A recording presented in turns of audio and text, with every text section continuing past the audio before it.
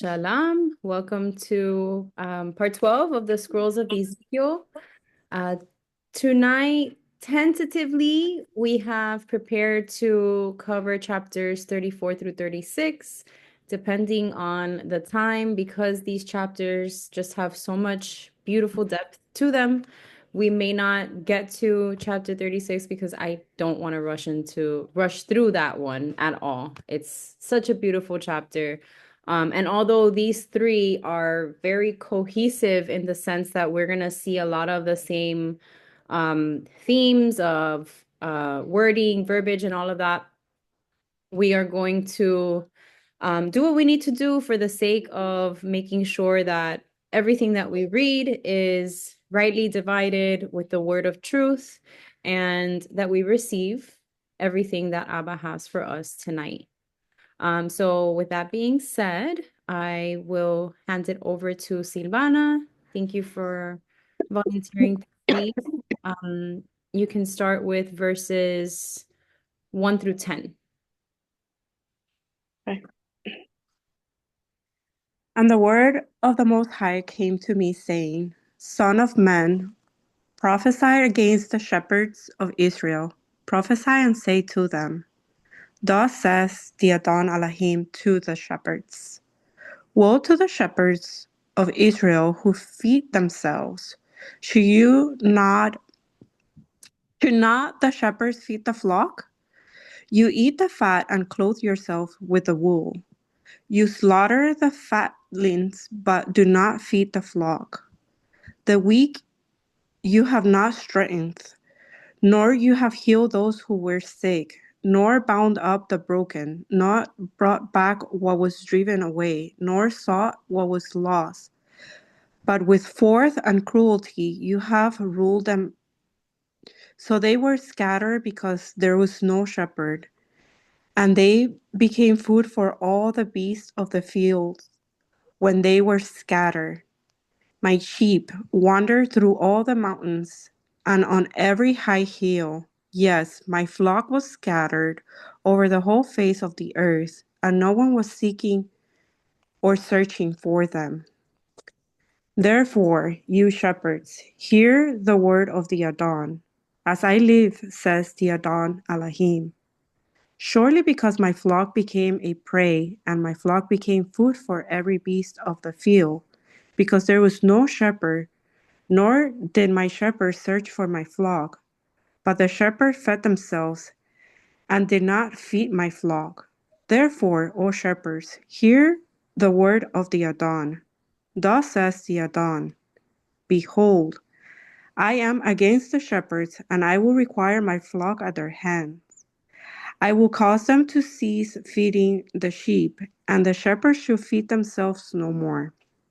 For I will deliver my flock from their mouths, that they may no longer be food for them.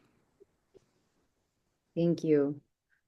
I got a little bit emotional just listening to it all over again because there's so much meaning here and symbolism to our Messiah, which we are going to see with the connecting scriptures.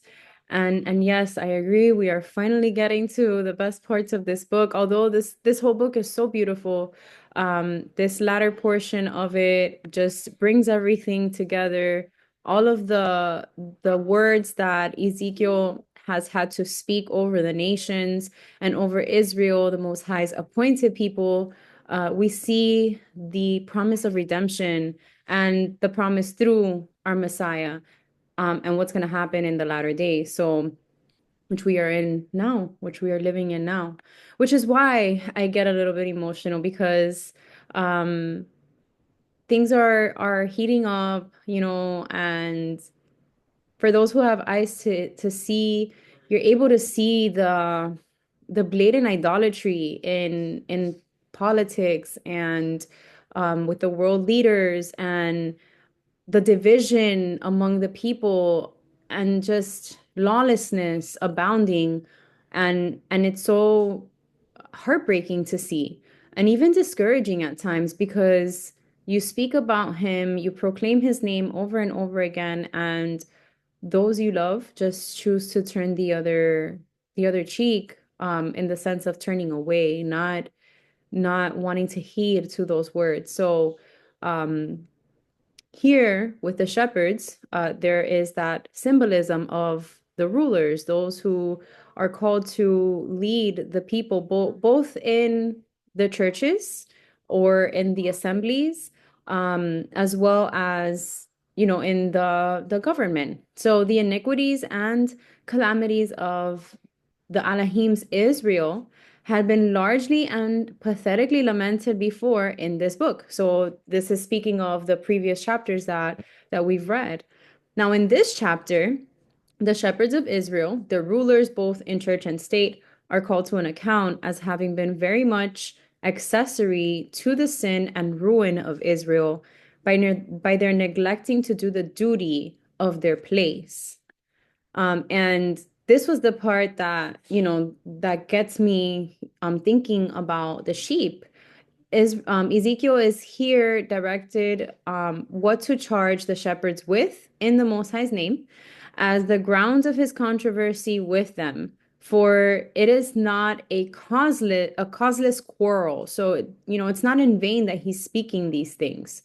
We see two things they are being charged with, among other things, but that all their care was to advance and enrich themselves and to make themselves great. So you see that it's the symbolism or the metaphors that are being used about how they are eating the fatlings, which if you've read through the Torah portions, you know that the fat belongs to the Most High. When the offerings were being given on the altar, he would always swallow up the fat and the best of the best, yes, of course, there was portions that were left for the priests, but he's speaking of the fatlings here, so there's a reason for that.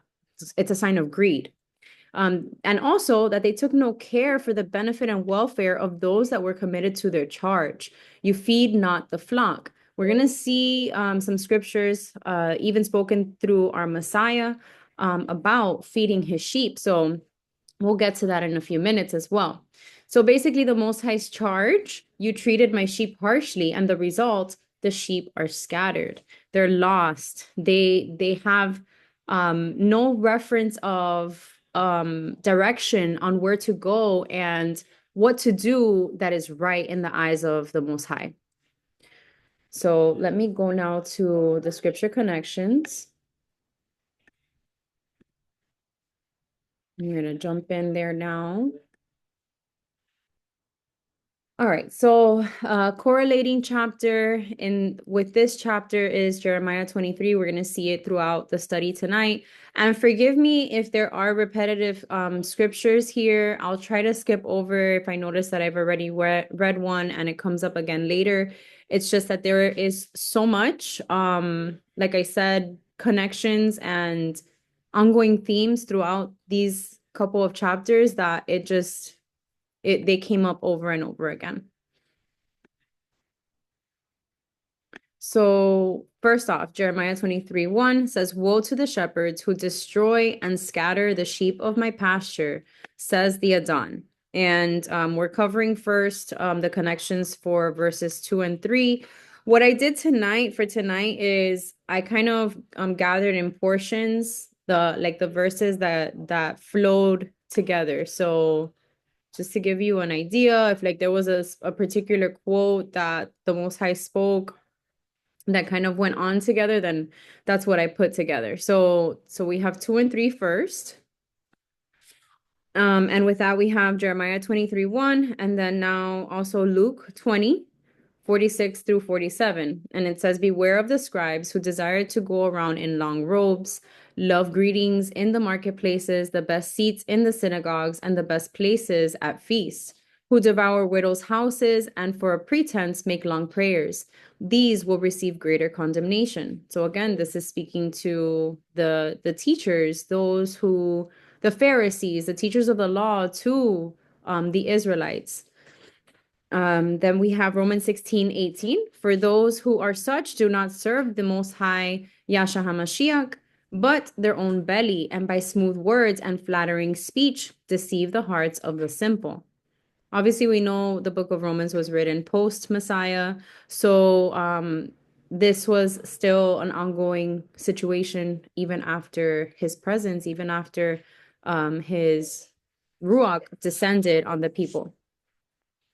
So we also have Micah 2, 1 through 3. And it says, woe to those who devise iniquity and work out evil on their beds. At morning light, they practice it because it is in the power of their hand. They covet fields and make them by violence, also houses and seize them. So they oppress a man and his house, a man and his inheritance. Therefore, thus says the Most High, behold, against this family I am devising disaster, from which you cannot remove your necks, nor shall you walk haughtily, for this is an evil time. So this is more so, I would say, pointing to the state, the governmental leaders. So in that time, the kings as well. And then also, oh, sorry, hold on a second. That was weird. I was getting a call to my laptop. Okay, so oops. Jude 1, 10 through 15 says, but these speak evil of whatever they do not know, and whatever they know naturally, like brute beasts, in these things they corrupt themselves. Woe to them, for they have gone in the way of Cain, have run greedily in the error of Balaam for profit, and perished in the rebellion of Korah. These are spots in your love feasts. These are spots in your love feast while they feast with you without fear, serving only themselves. They are clouds without water, carried about in the winds, late autumn trees without fruit, twice dead, pulled up by the roots, raging waves of the sea, foaming up their own shame. Wandering stars for whom is reserved the blackness of darkness forever. Now Enoch, the seventh from Adam, prophesied about these men also, saying, behold, the Adon comes with 10,000s of his saints to execute judgment on all, to convict all who are ungodly among them of all their ungodly deeds, which they have committed in an ungodly way, and of all the harsh things which ungodly sinners have spoken against him. So I also wanted to read that portion or go to that portion just to show where it is in the book of Enoch. And it is in chapter 1, verse 9. So it's verbatim what is spoken in Jude, but you can make a note of it there as well, just making the correlation to prove that the book of Enoch is scripturally valid. If it's quoted in the canon, then it must be, right? And then also we have, yes, Zechariah 11:16. For indeed, I will raise up a shepherd in the land who will not care for those who are cut off, nor seek the young, nor heal those that are broken, nor feed those that stand still. But he will eat the flesh of the fat and tear their hooves in pieces. So this also points to the scattered sheep of the house of Israel having those false rulers or those wicked rulers in that time that led them to perdition. And even now, as we are scattered the way that we those of us who are not in the truth or have not opened our eyes just yet, are in the same way lost and as sheep with no shepherd. But the hope is that those of us who have opened up our eyes, we are looking to our Messiah. We are seeking to follow him and walk in his ways so that we have that blessed hope, knowing that if we continue to work out our soul salvation with fear and trembling on a day-to-day basis, then the promise is redemption and being with him in eternity. So the next portion I have is for verses 4 through 6. So this is speaking again about the sheep. So the weak you have not strengthened, nor healed those who are sick, nor bound up the broken. They were scattered. They wandered through all the mountains. And we're going to see also mountains referenced much here tonight, which the mountains are also a representation of the various nations. So that's just one thing that I wanted to point out. The connecting precepts that I have for that portion is Exodus 1:13 through 14. So the Egyptians made the children of Israel serve with rigor, and they made their lives bitter with hard bondage in mortar, in brick, and in all manner of service in the field. All their service in which they made them serve was with rigor. So we see that what happened to the Israelites back then has come to pass once again, and it actually has happened over generation after generation. There has been bondage and the laborious work that the people of the Most High have had to endure. Revelation 17:5 through 6 as well says, on her forehead a name was written, Mystery Babylon the Great, the mother of harlots and of the abominations of the earth. I saw the woman drunk with the blood of the saints and with the blood of the martyrs of Yasha. And when I saw her, I marveled with great amazement, because we know that everything starts with the bondage from from Babylon, and not necessarily Babylon, but from the roots of the roots thereof, which we have seen throughout the last few chapters as well, with the bloodlines and everything else, that these came from the line of Cain. Everything started in the garden and then through the sons of Adam and Eve. Okay, so continuing, we have also Revelation 13:14 through 17. And it says, and he deceives those who dwell on the earth by those signs which he was granted to do in the sight of the beast, telling those who dwell on the earth to make an image to the beast who was wounded by the sword and lived. He was granted power to give breath to the image of the beast, that the image of the beast should both speak and cause as many as would not worship the image of the beast to be killed. He causes all, both small and great, rich and poor, free and slave, to receive a mark on their right hand or on their foreheads, and that no one may buy or sell except one who has the mark or the name of the beast or the number of his name. And we know that that number is 666. Up until now, obviously, we don't know exactly what that mark looks like, but it's obviously spiritual. We know what the right mark is, and that's having his word written between the frontlets of our eyes and on our hearts. And also understanding, as we read in Ezekiel 20, that keeping his Sabbath, keeping his commandments, that's our sign between us and him. So as long as we stay on the right side of the situation, we know that we are going to be taken care of. And that's the most important thing. Next I have James 5:1 through 6 says, come now, you rich, weep and howl for your miseries that are coming upon you.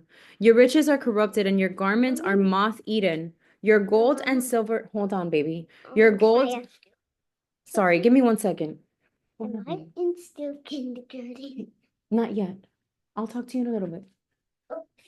Your gold and silver are corroded, and their corrosion will be a witness against you and will eat your flesh like fire.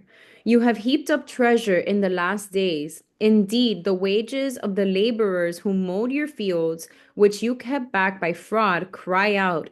And the cries of the reapers have reached the ears of the Most High of Sabaoth. You have lived on the earth in pleasure and luxury. You have fattened your hearts as in a day of slaughter. You have condemned, you have murdered the just. He does not resist you. So of course we know that again this is speaking to the leaders of the world and the way that they have treated the sheep. So a lot of again a lot of connections. I still have many more for this whole portion. So let's continue. Jeremiah 22:13 says, woe to him who builds his house by unrighteousness and his chambers by injustice, who uses his neighbor's service without wages and gives him nothing for his work, bondage and slavery over and over again. Second Chronicles 18:16. Then he said, I saw all Israel scattered on the mountains as sheep that have no shepherd. And the Most High said, these have no master. Let each return to his house in peace. And now entering in, we have some words from our Messiah, um, John 10 through 13. And I have a few more precepts from John 10 for the rest of the chapter. And it says, the thief does not come except to steal and to kill and to destroy. I have come that they may have life and that they may have it more abundantly. I am the good shepherd. The good shepherd gives his life for the sheep. But a hireling, he who is not the shepherd, one who does not own the sheep, sees the wolf coming and leaves the sheep and flees. And the wolf catches the sheep and scatters them. The hireling flees because he is a hireling and does not care about the sheep. So we see here that all of these rulers who were begged for, because we know, as we have read through the Torah, then in Judges, then in the books of Samuel and Kings and Chronicles, the Israelites wanted a physical, tangible leader. They wanted something that they could worship or someone that they could worship, whether it was a graven image or a forged idol or a king that was appointed. They wanted that. And that is what we can refer to as the hirelings, because when worse comes to worse, when they see the threat of invasion, yes, there were a few who stood, right? There were a few who stood for the Most High, that they were righteous, that they did what they needed to do in the from the house of Judah. But at the same time, the majority of them did not. They ran away, or they basically led the sheep astray by leading them to also worship the idols. And again, we have that going on now, where it was kings before, now it's presidents, government leaders, World Health Organizations, um, all the different advisors that give guidance to people, where people take the word of man over the word of the Most High, his living word that is active, that is that guide that we need in order for us to get through this life, to make it to the eternal life with him. Again, we also have Acts 20, 29 through 31. And please, if you have any questions, if you have any comments, feel free to share in the chat as well. I'm trying my best to stay attentive to it also. We have Acts 20, 29 through 31, and it says, for I know this, that after my departure, savage wolves will come in among you, not sparing the flock. Also from among yourselves, men will rise up, speaking perverse things, to draw away the disciples after themselves. Therefore, watch and remember that for 3 years I did not cease to warn everyone night and day with tears. And now, I mean, reading through this, it dawns on me too that it's those people who do not have a title, um, as the disciples did, because although the Messiah's disciples were then called apostles, by the world standard, they didn't have a title of leadership, yet they were laying their lives down literally for the sheep, doing their best to live the way as Messiah did. And Liz said, it's just crazy to me how this shows so clearly who the lost sheep Messiah came for were. Yes, absolutely. It's the house of Israel. It's the scattered, as it says, and I believe Matthew 10, the scattered sheep of the house of Israel, which were scattered to the four corners of the earth. And again, we do not know exactly who those are. And even if you are bloodborn or not, or grafted in through adoption, those who keep his commandments, those who follow his ways, walk as he walked, those are the ones that he came after. So yes, the apostles, they knew the importance and how valuable they are to Abba. Right, and it's in Matthew 15 as well. So Liz shared Matthew 15:24. I was sent only to the lost sheep of the house of Israel. I believe that's in the when he speaks to the Samaritan woman, right? I think that's that portion there. So beautiful. No, okay, so then it's Matthew 10 when he speaks to the Samaritan woman. Because I know he says it twice. Um, okay, so also Psalm 142:5, it says, I cried out to you, O Adon. I said, you are my refuge, my portion in the land of the living. So again, this just shows who our refuge and strength is, even in the pain and even in the scattering. 1 Peter 2:25, for you were like sheep going astray, but have now returned to the shepherd and overseer of your soul. So we see who our shepherd and our overseer is, and that's our Messiah. Okay, so now we have, let me see if okay, I do have some for verse 10. So now we have for the portion of 7 through 9. Basically, this is him proclaiming against the shepherds once again. Surely because my flock became a prey and my flock became food for every beast of the field, because there was no shepherd, nor did my shepherds search for my flock, but the shepherds fed themselves and did not feed my flock. Now he proclaims against them in verse 10, behold, I am against the shepherds, and I will require my flock at their hands. I will cause them to cease feeding the sheep, and it, you know how it ends. They won't have any food for themselves. So the connections here, we have Luke 11:39, and it says, then the Adon said to him, now you Pharisees make the outside of the cup and dish clean, but your inward part is full of greed and wickedness. And this is a very harsh portion in Luke 11, where Messiah is speaking to the Pharisees and calling them out because outwardly they were doing all of the works, but inwardly their hearts were far from him. And so that's a great connection to this portion once again, because these shepherds they had malicious intent. Um, they had malicious intent, and no regard for those who they were leading and teaching. We also have Micah 3:8 through 9. And it says, but truly I am full of power by the Ruach of the Adon, and of justice and might, to declare to Jacob his transgression and to Israel his sin.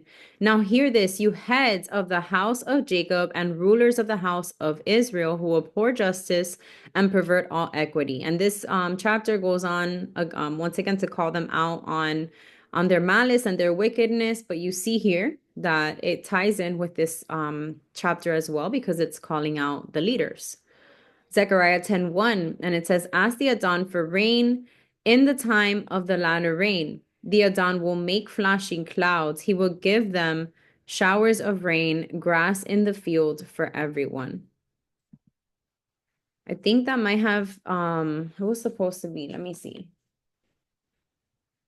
Because there was one that didn't record properly. Let me see.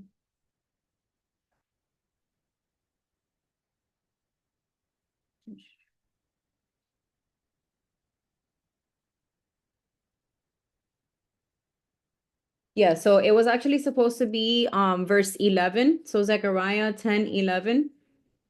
And it says, they will pass through the sea of trouble. The surging sea will be subdued, and all the depths of the Nile will dry up. Assyria's pride will be brought down, and Egypt's scepter will pass away.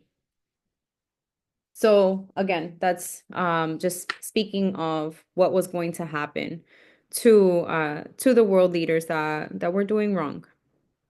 And then we have Nahum 2:13. So it says, behold, I am against you, says the Adon of hosts. I will burn your chariots in smoke, and the sword shall devour your young lions. I will cut off your prey from the earth, and the voice of your messengers be heard no more.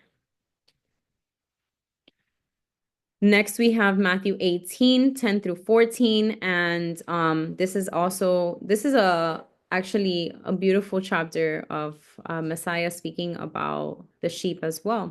So it says, take heed that you do not despise one of these little ones. For I say to you that in heaven their angels always see the face of my Father who is in heaven. For the Son of Man has come to save that which was lost.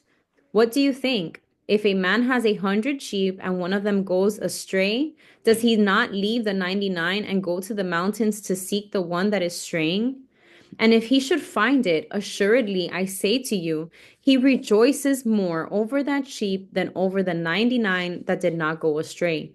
Even so, it is not the will of your Father who is in heaven that one of these little ones should perish. So we see the heart of the Father and the heart of Messiah in this portion here, and just how much he's willing, just how far he's willing to go for his sheep.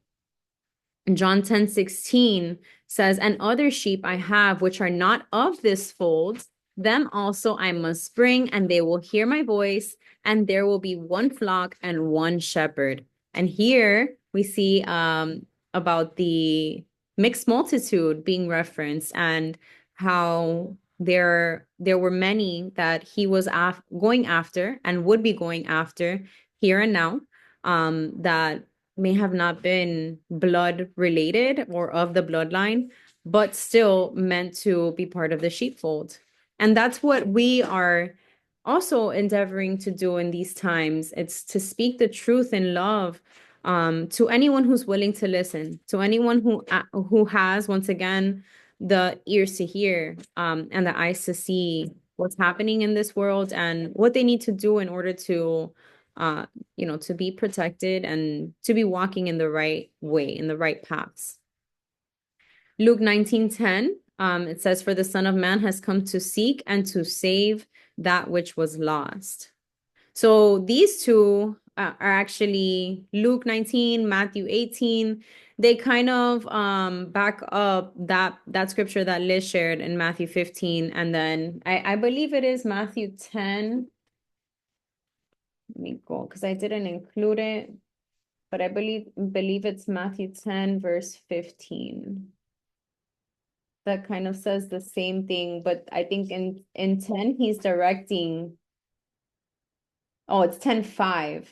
And it's instructions that he gives to the apostles, and he says, or the disciples in that time, these 12 Yasha sent out with the following instructions. Do not go among the Gentiles or enter any town of the Samaritans. Go rather to the lost sheep of Israel. And as you go, proclaim this message: the kingdom of heaven has come near.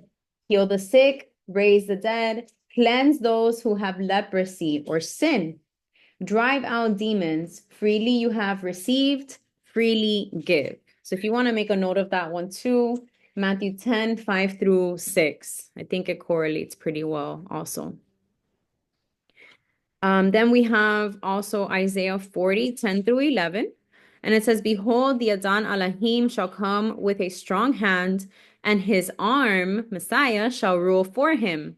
Behold, his reward is with him, and his work before him. He will feed his flock like a shepherd. He will gather the lambs with his arm, and carry them in his bosom, and gently lead those who are with young. And then lastly, oh no, I'm sorry, I have two more. Jeremiah 31:8-10 and Psalm 23, 1-5.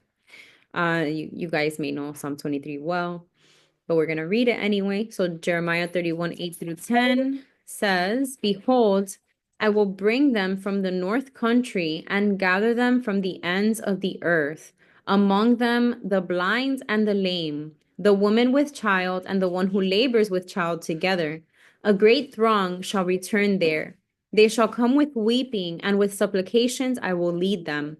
I will cause them to walk by the rivers of waters, in a straight way in which they shall not stumble. For I am a father to Israel, and Ephraim is my firstborn. Hear the word of the Adon, O nations, and declare it in the isles afar off, and say, he who scattered Israel will gather them, and keep him as a shepherd does his flock. This reminds me also of the parable of the prodigal, The prodigal son. Speaking of Ephraim as the firstborn, so Israel as the scattered sheep, Judah being the secondborn. I believe the prodigal son may have been the secondborn, but in any case, I don't know. I just felt like that, like there's a connection there, you know. Um, he sees Israel as his firstborn, but that's his scattered sheep. That's the scattered nations that are being collected even now. But I don't know. I just think it's beautiful what he's doing for us. So Psalm 23, 1 through 3. The Adon is my shepherd, I shall not want. He makes me to lie down in green pastures. He leads me beside the still waters. He restores my soul. He leads me in the paths of righteousness for his name's sake. And we're going to see this again tonight, that everything is always for the sake of his name, and rightly so. He's our creator. With that being said, that's the end of this portion. Sylvie, you can complete the chapter. So it's verses 11 through 31. Okay. For thus says the Adon Elohim, indeed, I myself will search for my sheep and seek them out, as a shepherd seeks out his flock on the day he is among his scattered sheep. So will I seek out my sheep and deliver them from all the places where they were scattered on a cloudy and dark day. And I will bring them out from the peoples and gather them from the countries, and I will bring them to their own land. I will feed them on the mountains of Israel, in the valleys, and in all the inhabited places of the country. I will feed them in good pasture, and their fold shall be on the high mountains of Israel. And there they shall lie down in good fold and feed rich pasture on the mountains of Israel. I will feed my flock, and I will make them lay down, says the Adon Elohim. I will seek what was lost and bring back what was driven away, bind up the broken, and strengthen what was sick. But I will destroy the fat and the strong, and feed them in judgment. And as for you, O my flock, thus says the Adon Elohim, behold, I shall judge between sheep and sheep, between rams and goats. Is it too little for you to have eaten up the good pasture, that you must tread down with your feet the residues of your pasture, and to have drunk of the clear waters, that you must fold the residue with your feet? As for my flock, they eat what you have trampled with your feet, and they drink what you have full with your feet. Therefore says the Adon Elohim to them, behold, I myself will judge between the fat and the lean sheep. Because you have pushed with side and shoulder, butted all the weak ones with your horns, and scattered them abroad. Therefore I will save my flock, and they should no longer be a prey.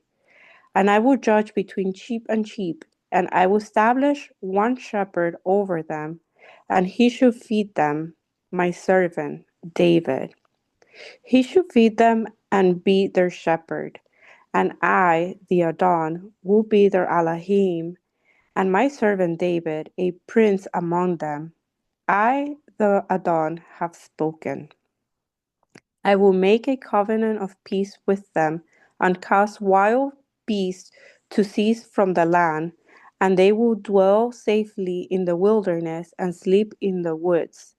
I will make them I will make them and the places all around my hill a blessing, and I will cause showers to come in their seasons. There should be showers of blessings. Then the trees of the field shall yield their fruit, and the earth should yield her increase. They should be saved in their land, and they shall not know that I am the Adon, when I have broken the bands of their yoke, and deliver them from the hand of those who enslaved them. And they should no longer be a prey for the nations, nor shall beasts of the land devour them. But they should dwell safely, and no one should make them afraid. I will rise up for them a garden of renown, and they should no longer be consumed with hunger in the land, nor bear the shame of their Gentiles any more. Thus they shall know that I am the Adon their Elohim, am with them, and they and they, the house of Israel, are my people, says the Adon Elohim. You are my flock, the flock of my pasture. You are men, and I am your Elohim, says the Adon Elohim. Amen. Amen. I love it. Oh my gosh, so much beautiful symbolism with Messiah, with New Jerusalem, with the millennial reign. Oh my gosh, it's just overwhelming sometimes to think about the promises that he has for those who are under the shadow of his wing. I think I have one more slide for this chapter, so let's go to it. Hmm. Okay, so for verses 17 through 31, I know we started at 13 here, or I'm sorry, 11 here, but verses 17 through 31. So now Ezekiel is ordered to make a differentiation or a difference between some and others of the people, to separate between the precious and the vile, and then to give them a promise of the Messiah. We see it, I mean, it's so evident, right? Obviously, we see the servant of David, but the continuing description of the shepherd shepherding the sheep, it's just such a beautiful promise. So this distinction would be effectually made partly at his first coming.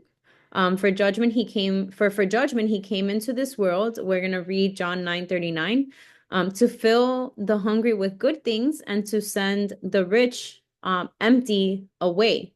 And that's in Luke 153 that we'll read that. But completely, we see it also, and in his second coming, when he shall, as it is said here, judge between cattle and cattle, or sheep and sheep.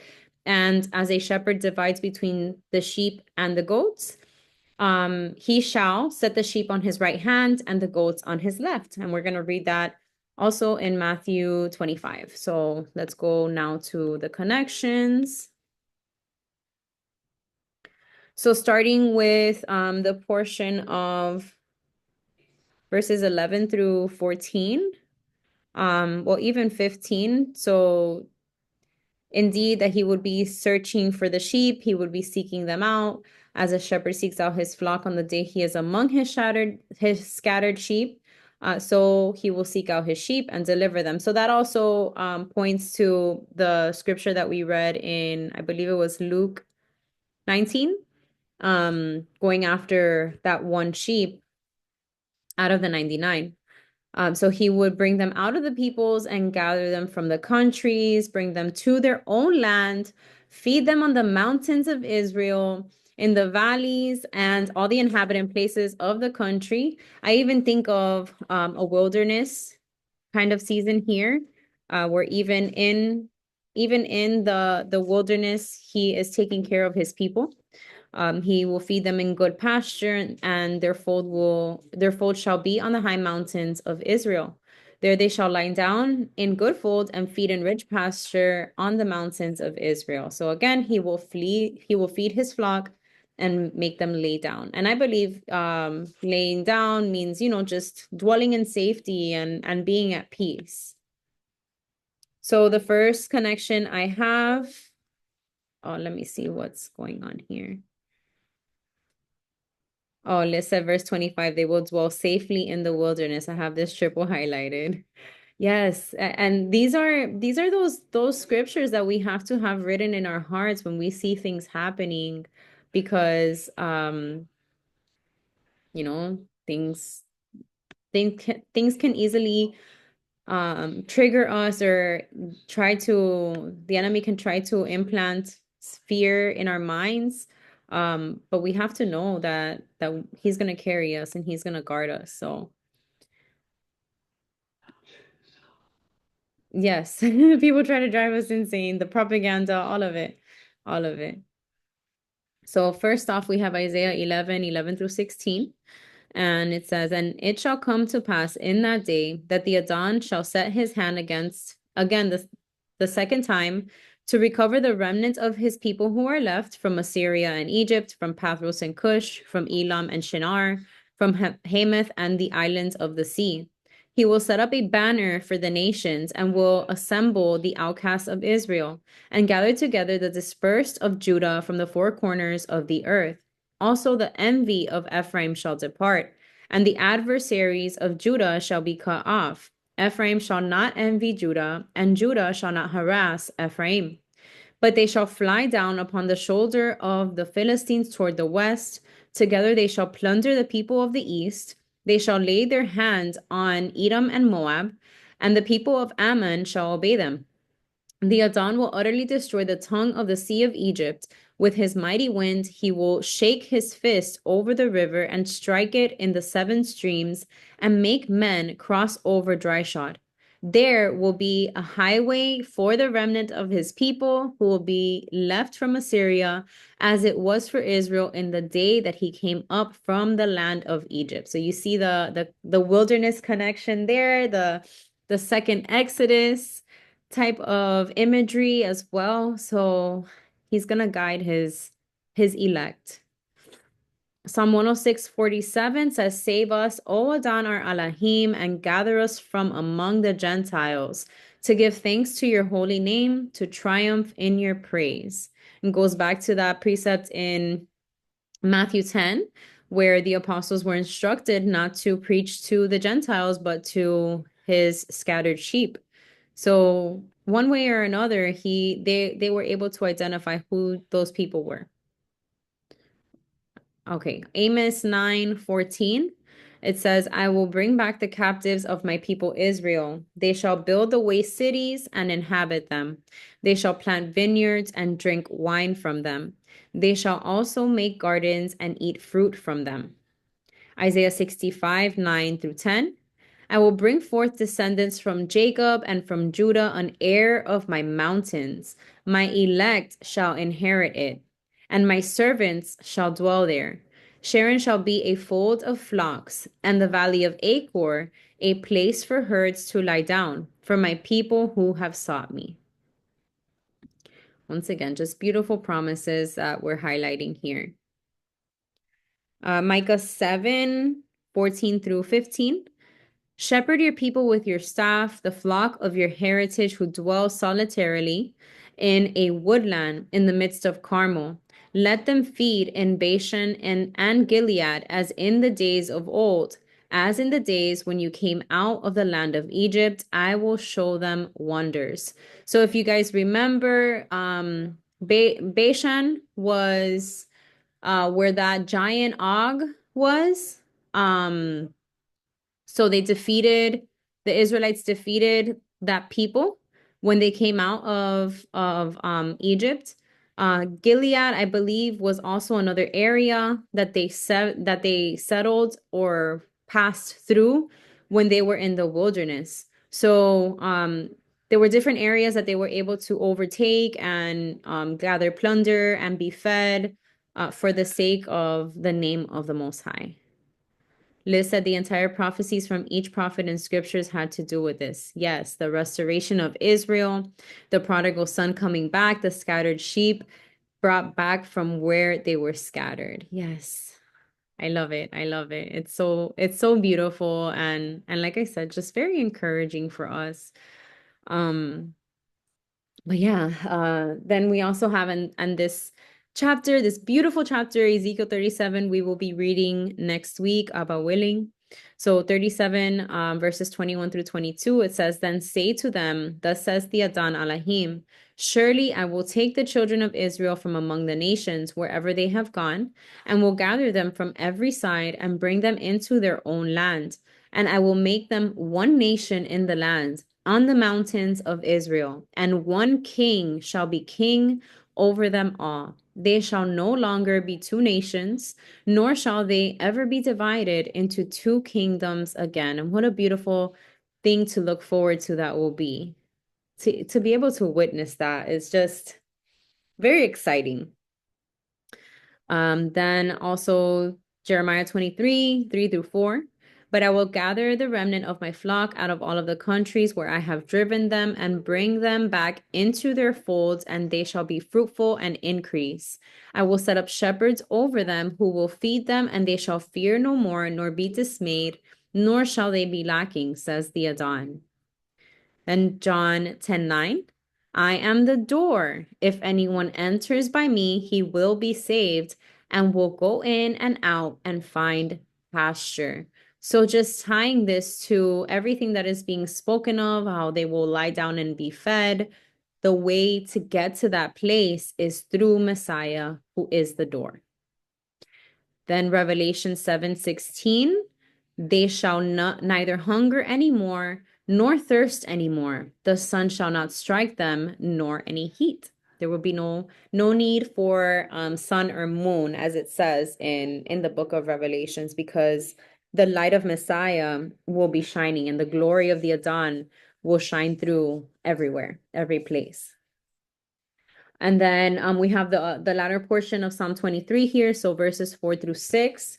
It says, yeah, though I walk through the valley of the shadow of death, I will fear no evil, for you are with me. Your rod and your staff, they comfort me. You prepare a table before me in the presence of my enemies. You anoint my head with oil. My cup runs over. Surely goodness and mercy shall follow me all the days of my life, and I will dwell in the house of the Adon forever. I believe that this chapter 23 of the Psalms is so much more spiritual than we can even imagine. And it's just such a beautiful chapter. It's one that even in my early years of walking with Abba, that I would just read it over and over again because it would encourage me so much. But even more so now.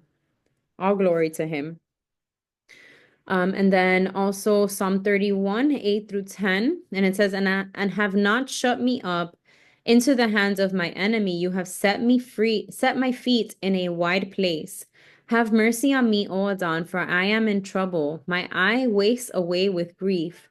Yes, my soul and my body, for my life is spent with grief and my years with sighing. My strength fails because of my iniquity and my bones waste away. So I believe this is just in regards to the suffering. I probably should have put it in the earlier on in this portion. But this is towards the suffering of the scattered sheep. Okay, so the next set of connections are for verses 15 and 16. So I will feed my flock, I will make them lie down, I will seek what was lost and bring back what was driven away, bind up the broken and strengthen what was sick, but I will destroy the fat and the strong and feed them in judgment. So we have first John 21 and 5 that says, then Yasha said to them, children, have you any food? They answered him, no. And I believe this is where the multitudes were fed with the bread and the fish, how he made a miracle happen and multiplied for their sake. Then Jeremiah 3:15 says, and I will give you shepherds according to my heart, who will feed you with knowledge and understanding. And this correlates perfectly with let's see. I thought I saw it here. No, I think this is a repeat. I may have already included that one. And then Micah 4, 6 through 7, it says, in that day, says the Adon, I will assemble the lame, I will gather the outcasts and those whom I have afflicted. I will make the lame a remnant and the outcast a strong nation. So the Adon will reign over them in Mount Zion from now on, even forever. So um this is kind of like a person might read this and be like, "Oh, so he's only getting like animals that are injured." Well, when you go through a process of pruning, of refinement, of um basically as a tree is pruned, right? They have branches that need to be cut off, and from those branches come like sap that seeps, like it's like a bleeding wound. So if you look at it from that perspective, yes, we do come to him wounded and broken and asking him to change us so that we would look more like our Messiah. That's the purpose of this whole life, I think. It's to be broken enough for him that we are willing to put away all of those things that um separated us from him. And that's perfection, I think. Seeking perfection, the perfection of this world, looking like this world and having all of the things and um worldly riches and all of that. Those are the ones who are considered fat, that he is saying that he would uh drive them away. So I think it was over here, let's see, or that he would destroy the fat and the strong and feed them in judgment. All right, continuing, we also have, let's see, where am I? Okay, Mark 2:17. When Yasha heard it, he said to them, those who are well have no need of a physician, but those who are sick. I did not come to call the righteous, but sinners to repentance. And yes, yes, Yasmin, the lust of the flesh, the lust of the eyes, and the pride of life. Absolutely.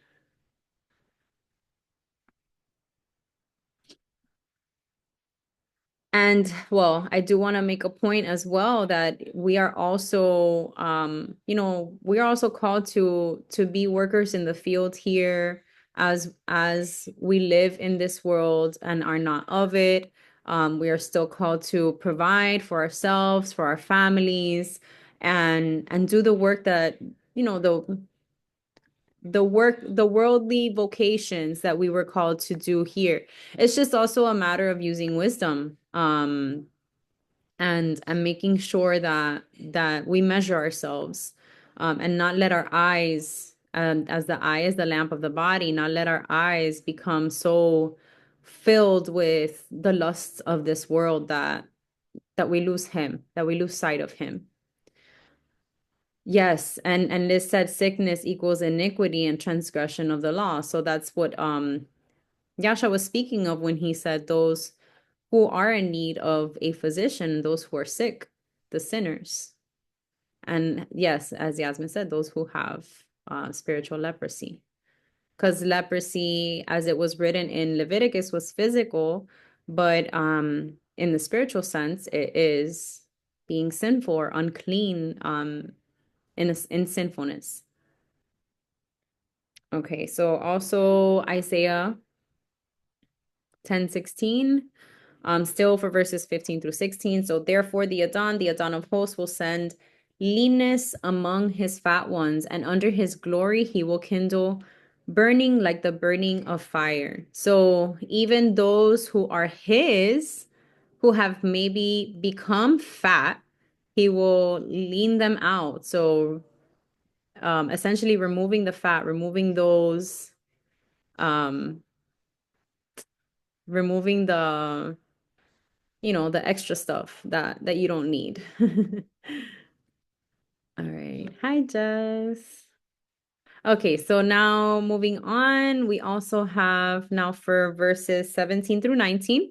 As I had mentioned, we have Matthew 25:31 through 34, John 9:39, Luke 1:53. Lots of Messiah's words here. So that's what I felt kept coming up over and over again. So Matthew 25:31 through 34, when the Son of Man comes in his glory and all the holy angels with him, then he will sit on the throne of his glory. All the nations will be gathered before him, and he will separate them one from another, as a shepherd divides his sheep from the goats. And he will set the sheep on his right hand, but the goats on the left. Then the king will say to those on his right hand, come, you blessed of my father, inherit the kingdom prepared for you from the foundation of the world. Listen, reminder time to get lean. Remove the fat in both aspects. Yes, ma'am. I hear that. And the whole concept of the sheep and the shepherd goes back to him. And this is literally what he would say over and over. Yep. As well as seeing us as little children, right? That we are to come to him as little children. Have a heart of innocence before him. That's so key.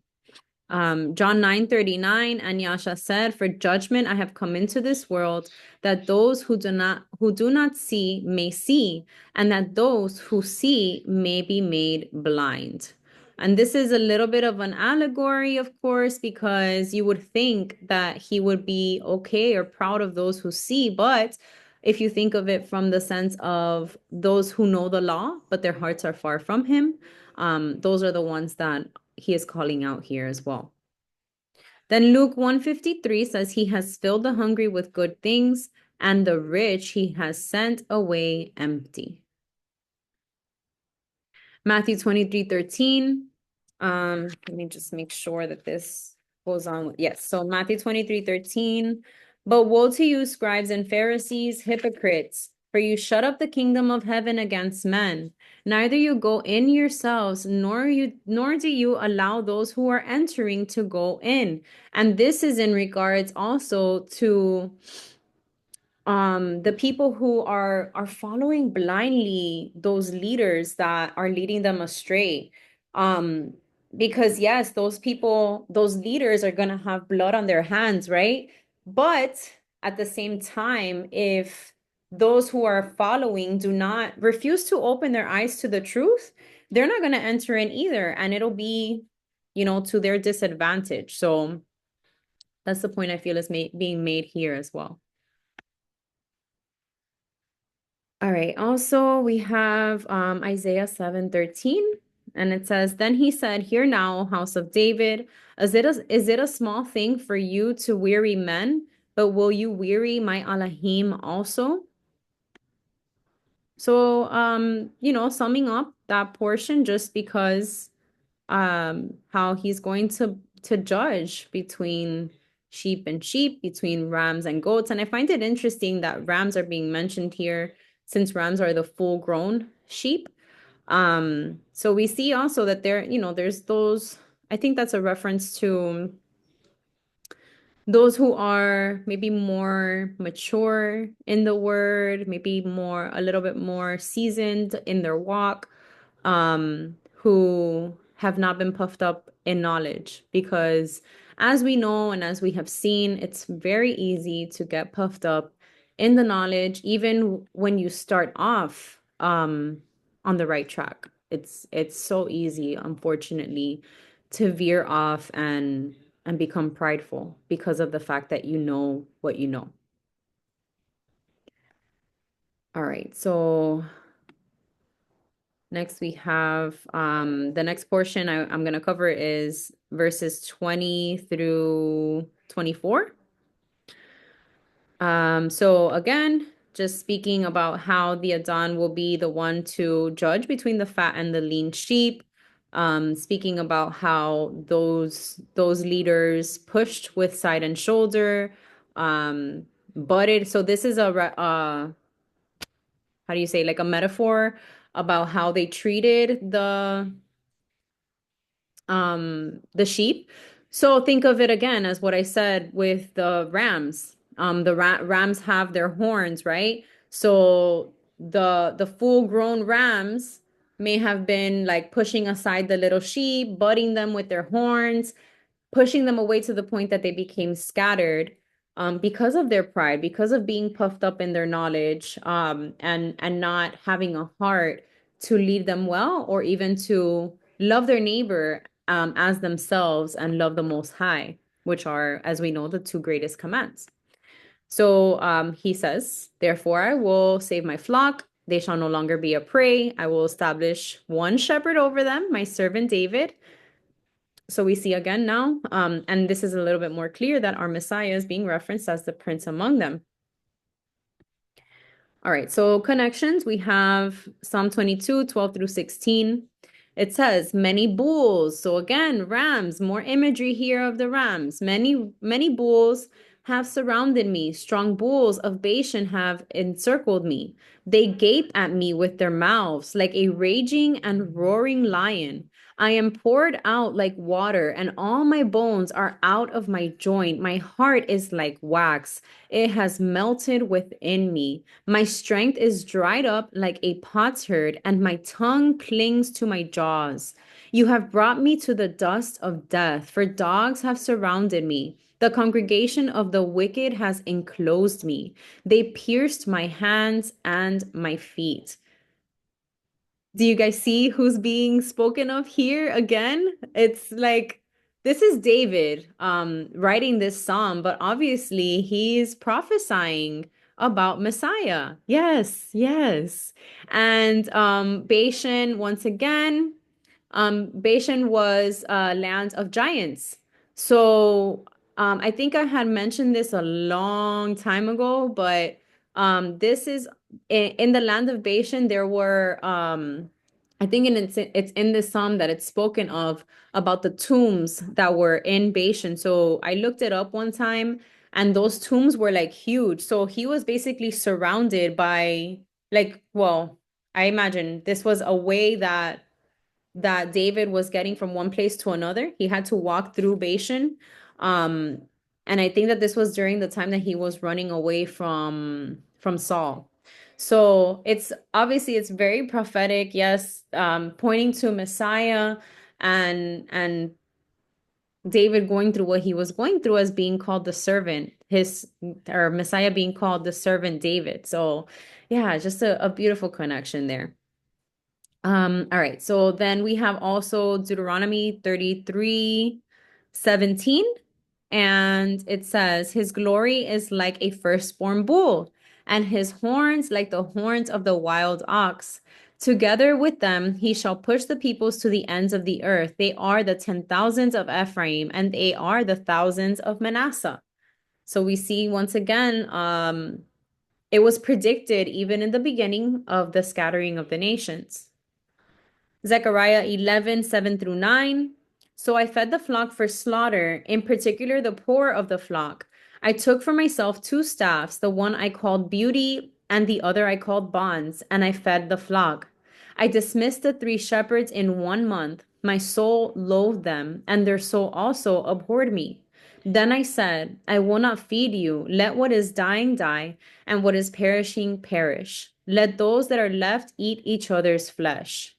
So I don't I was trying to remember where it was that I heard this, but I heard this today that Zechariah was given all of these words to speak to the people of Israel as a prophet. And when he went to receive payment, he was given the payment of a slave, which was 30 shekels. Like he was treated so poorly.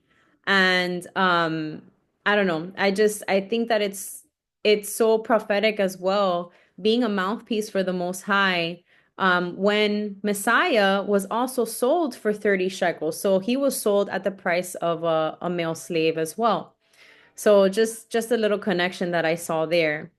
Um, and Liz said, and Ephraim having the prophecy by Jacob to become the fullness of the nation, the Gentiles. Yes, and once again, as we read earlier, him being referenced as the firstborn. So Yasharala, the Most High scattered nation, his people, those who eventually become grafted in little by little. That is those are his the fullness of the people, the fullness of the nations, the Gentiles, those who convert. So then yes, Paul later making reference of this in Romans 11. Yes. Okay, so, oh my gosh, what happened? Okay. Psalm 72, 12 through 14. For he will deliver the needy when he cries, the poor also, and him who has no helper.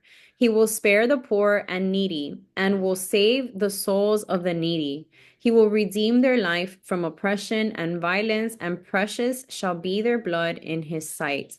I found so many Psalms today, well, not just today, when I was preparing for the study throughout the week, that really point to, again, to like the redemption of the people and to Messiah and even historical events. So we're gonna see them also throughout this study. So this one now, of course, ties in with verse 23, and so does this precept in Hosea. So Jeremiah 39 says, "But they shall serve the Adon their Elohim and David their king, who I will raise up for them." And Hosea 3:5, "Afterward the children of Israel shall return and seek the Adon their Elohim and David their king. They shall fear the Adon and his goodness in the latter days."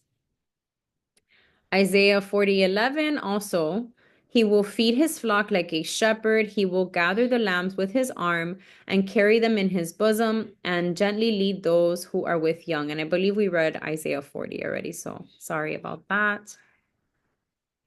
Revelation 22:16 says, "I, Yasha, have sent my angel to testify to you these things in the churches. I am the root and the offspring of David, the bright and morning star." So we see all of the prophecies about the servant David are confirmed by Messiah himself in the book of Revelations.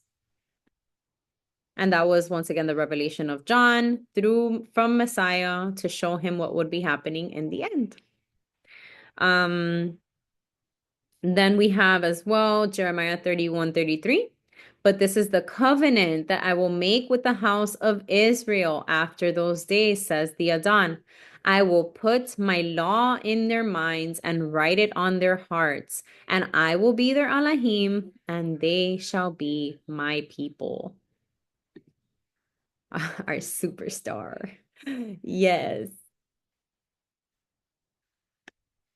Okay. Continuing. Let's see. So we also have Revelation 21:3. "And I heard a loud voice from heaven saying, Behold, the tabernacle of the Elohim is with men, and he will dwell with them, and they shall be his people. The Most High himself will be with them and be their Adon." So much hope, so much hope, so much promise, right? That's why I'm so glad that we're finally in this portion in these chapters. I can't wait to continue to dive deep into these. Matthew 28:18, "And Yasha came and spoke to them, saying, All authority has been given to me in heaven and on earth." Now we also have the connections for verses 25 through 27. "I will make a covenant of peace with them and cause wild beasts to cease from the land, and they will dwell safely in the wilderness and sleep in the woods." So they're going to dwell safely in the wilderness. That means a wilderness season is still up ahead. "I will make them and the places all around my hill a blessing, and I will cause showers to come down in their season. There shall be showers of blessing. Then the trees of the field shall yield their fruits, and the earth shall yield her increase, and they shall be safe in their land, and they shall know that I am the Adon when I have broken the bands of their yoke and delivered them from the hands of those who enslave them." So let's get to some connections there. So we have Leviticus 26:4-6. And it says, "Then I will give you rain in its season. The land shall yield its produce, and the trees of the field shall yield their fruit. Your threshing shall last till the time of vintage, and the vintage shall last till the time of sowing. You shall eat your bread to the full and dwell in your land safely. I will give peace in the land, and you shall lie down, and none will make you afraid. I will rid the land of evil beasts, and the sword will not go through your land." And Liz made a good point here that says key for those in covenant in regards to lying down in safety in the wilderness, because also in Leviticus 26, this is being spoken to the Israelites through the covenant that they were making with the Most High.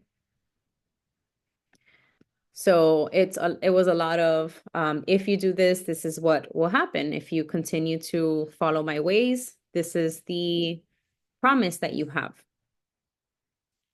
Psalm 4:8, it says, I will both lie down in peace and sleep, for you alone, O Adon, make me dwell in safety. Isaiah 55:3, incline your ear and come to me. Hear, and your soul shall live, and I will make an everlasting covenant with you, the sure mercies of David. Then Deuteronomy 28:12, the Adon will open to you his good treasure, the heavens, to give the rain to your land in its season, and to bless all the work of your hand. You shall lend to many nations, but you shall not borrow. Isaiah 44:3, for I will pour water on him who is thirsty and floods on the dry ground. I will pour my spirit on your descendants and my blessing on your offspring. So again, we see all throughout from beginning to the end, there's always promises. Yes, everything, right? It's like now we're gonna read also Genesis. Well, let me read Psalm first, Psalm 68, 9 through 10. You, O Adon, sent a plentiful rain whereby you confirmed your inheritance when it was weary. Your congregation dwelt in it. You, O Elohim, provided from your goodness for the poor. Then Genesis 12:2, I will make you a great nation. I will bless you and make your name great, and you shall be a blessing. Psalm 92, 12 through 14. The righteous shall flourish like a palm tree. He shall grow like a cedar in Lebanon. Remember last week we spoke about the cedars, about how those were like huge trees and they represented blessing. Those who are planted in the house of the Adon shall flourish in the courts of our Elohim. They shall still bear fruit in old age. They shall be fresh and flourishing. Then Leviticus 26:13, I am the Adon, your Elohim, who brought you out of the land of Egypt, that you should not be their slaves. I have broken the bands of your yoke and made you walk upright. And he is the one who has done it all. And that's the main thing that we should also remember. All the glory goes to him. Anything that we receive, it's not on our own merit. It's not because we deserve it. It's because he has given it to us for his glory. The next couple of precepts I'm going to read are verses 28 through 30, and then I have a separate portion for 31. Okay, so verse 28, and they shall no longer be a prey for the nations, nor shall beasts of the land devour them, but they shall dwell safely, and no one shall make them afraid. So this is kind of repeated from verse 25. And then I will raise up for them a garden of renown, and they shall no longer be consumed with hunger in the land, nor bear the shame of the Gentiles any more. Thus they shall know that I, the Adon, their Elohim, am with them, and they, the house of Israel, are my people, says the Adon. And I'm just going to read 31, and then we'll read all of the connections together. You are my flock, the flock of my pasture. You are men, and I am your Elohim, says the Most High Elohim. All right, so Jeremiah 46:27, but do not fear, O my servant Jacob, and do not be dismayed, O Israel. For behold, I will save you from afar, and your offspring from the land of their captivity. Jacob shall return, have rest, and be at ease. No one shall make him afraid. And that's a connection to 28. Then 29 through 30, we have Isaiah 4:2. It says, in that day, the branch of the Adon shall be beautiful and glorious, and the fruit of the earth shall be excellent and appealing for those of Israel who have escaped. Then we have Exodus 6 through 8.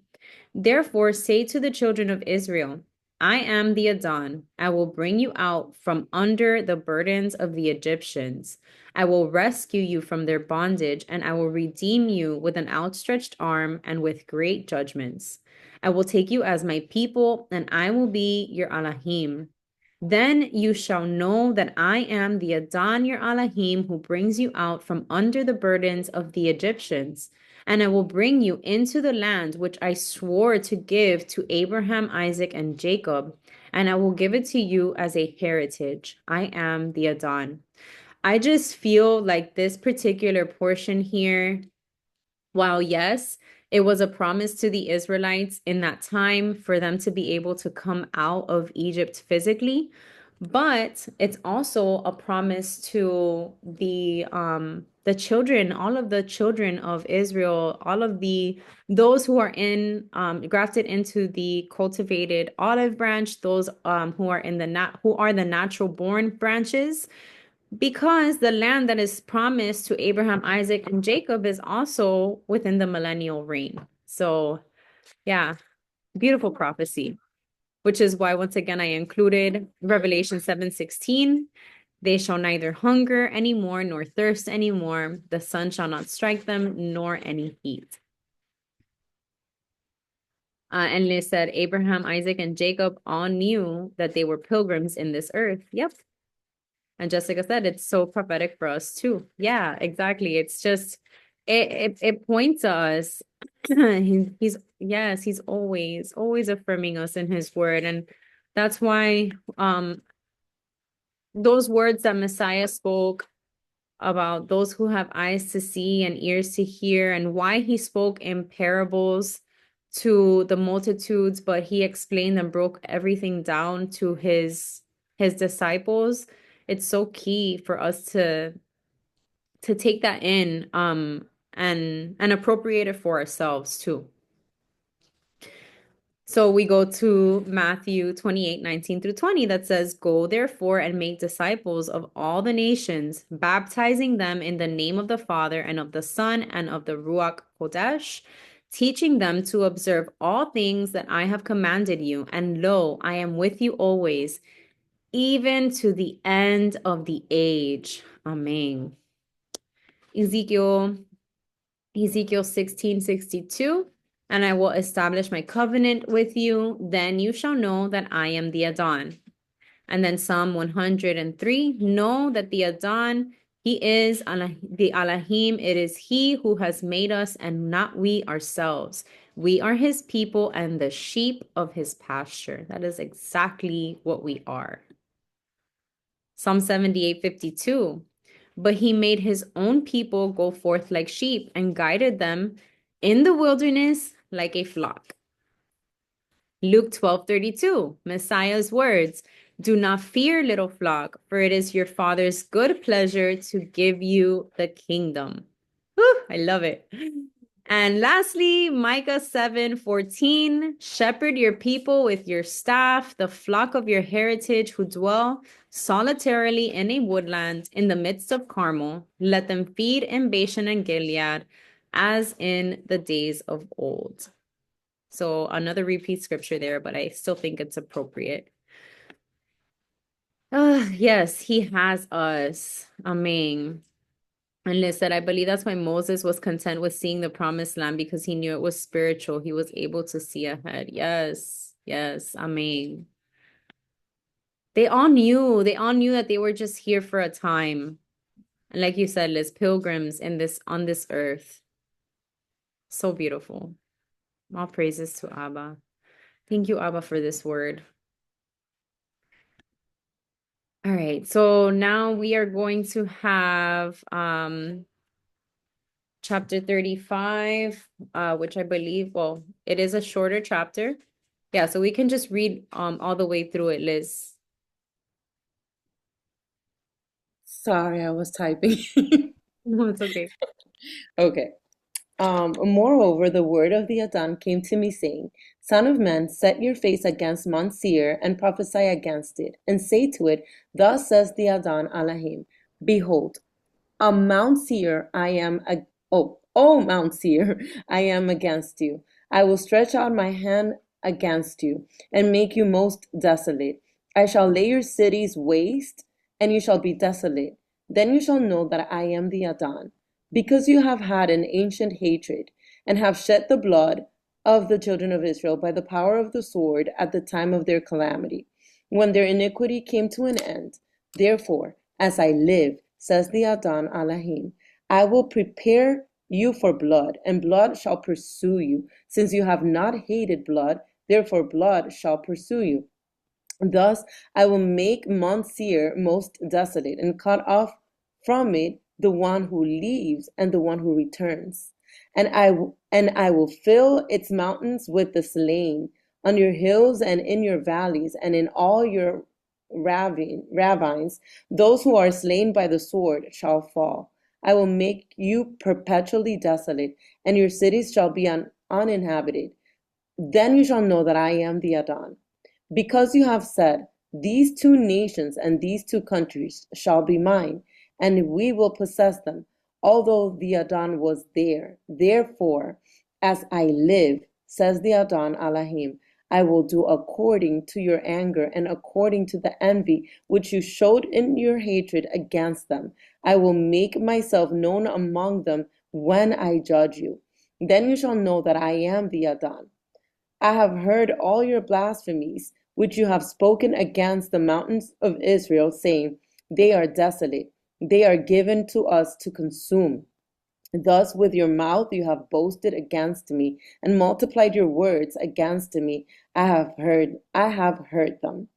Thus is the Adon Elohim, the whole earth will rejoice when I make you desolate, as you rejoiced because the inheritance of the house of Israel was desolate. So I will do to you. You shall be desolate, O Mount Seir, as well as all of Edom, all of it. Then they shall know that I am the Most High. And he always closes that way when he's speaking to the surrounding nations that were against the Most High. So let's go to the slides because we're just going to do a quick review once again. I know that we've spoken about the Edomites and the bloodline of Esau. So Ezekiel 35 is a prophecy against Mount Seir, which is located in Edom. So we see that here, which is south of Judah. Mount Seir belongs to the descendants of Esau, Jacob's or Israel's brother. So we see that in Deuteronomy 2:5. When the Most High had given Seir to Esau, he told Moses to leave the Edomites alone. So whenever they came out of Egypt, they were instructed to not pass through Edom, or not, attack Edom. He explicitly commanded the nation of Israel to not try to invade or conquer Edom. In a few generations, Edom came with the Ammonites and Moabites to conquer Israel. We see that in 2 Chronicles 20, verses 10 and 11. You can make a note of that if you'd like. I don't think I included that precept. The Most High judged Edom for coming up against Israel, but since that time, Edom has been hostile towards Israel. So the Most High expounds the reason why he is judging Edom here. Basically, it has ignored the covenant the Most High made with Israel to give them the land of Canaan, and the nation has blasphemed him. That is, the Edomites have mocked the Adon, believing him to not be a god at all, since they believe that they have a right to trample over his people and take their land away from them. Because of their boasting against the Most High and his people, Edom will be judged when the righteous rejoice. The Elohim's sense of justice is that he returns one's sin on oneself.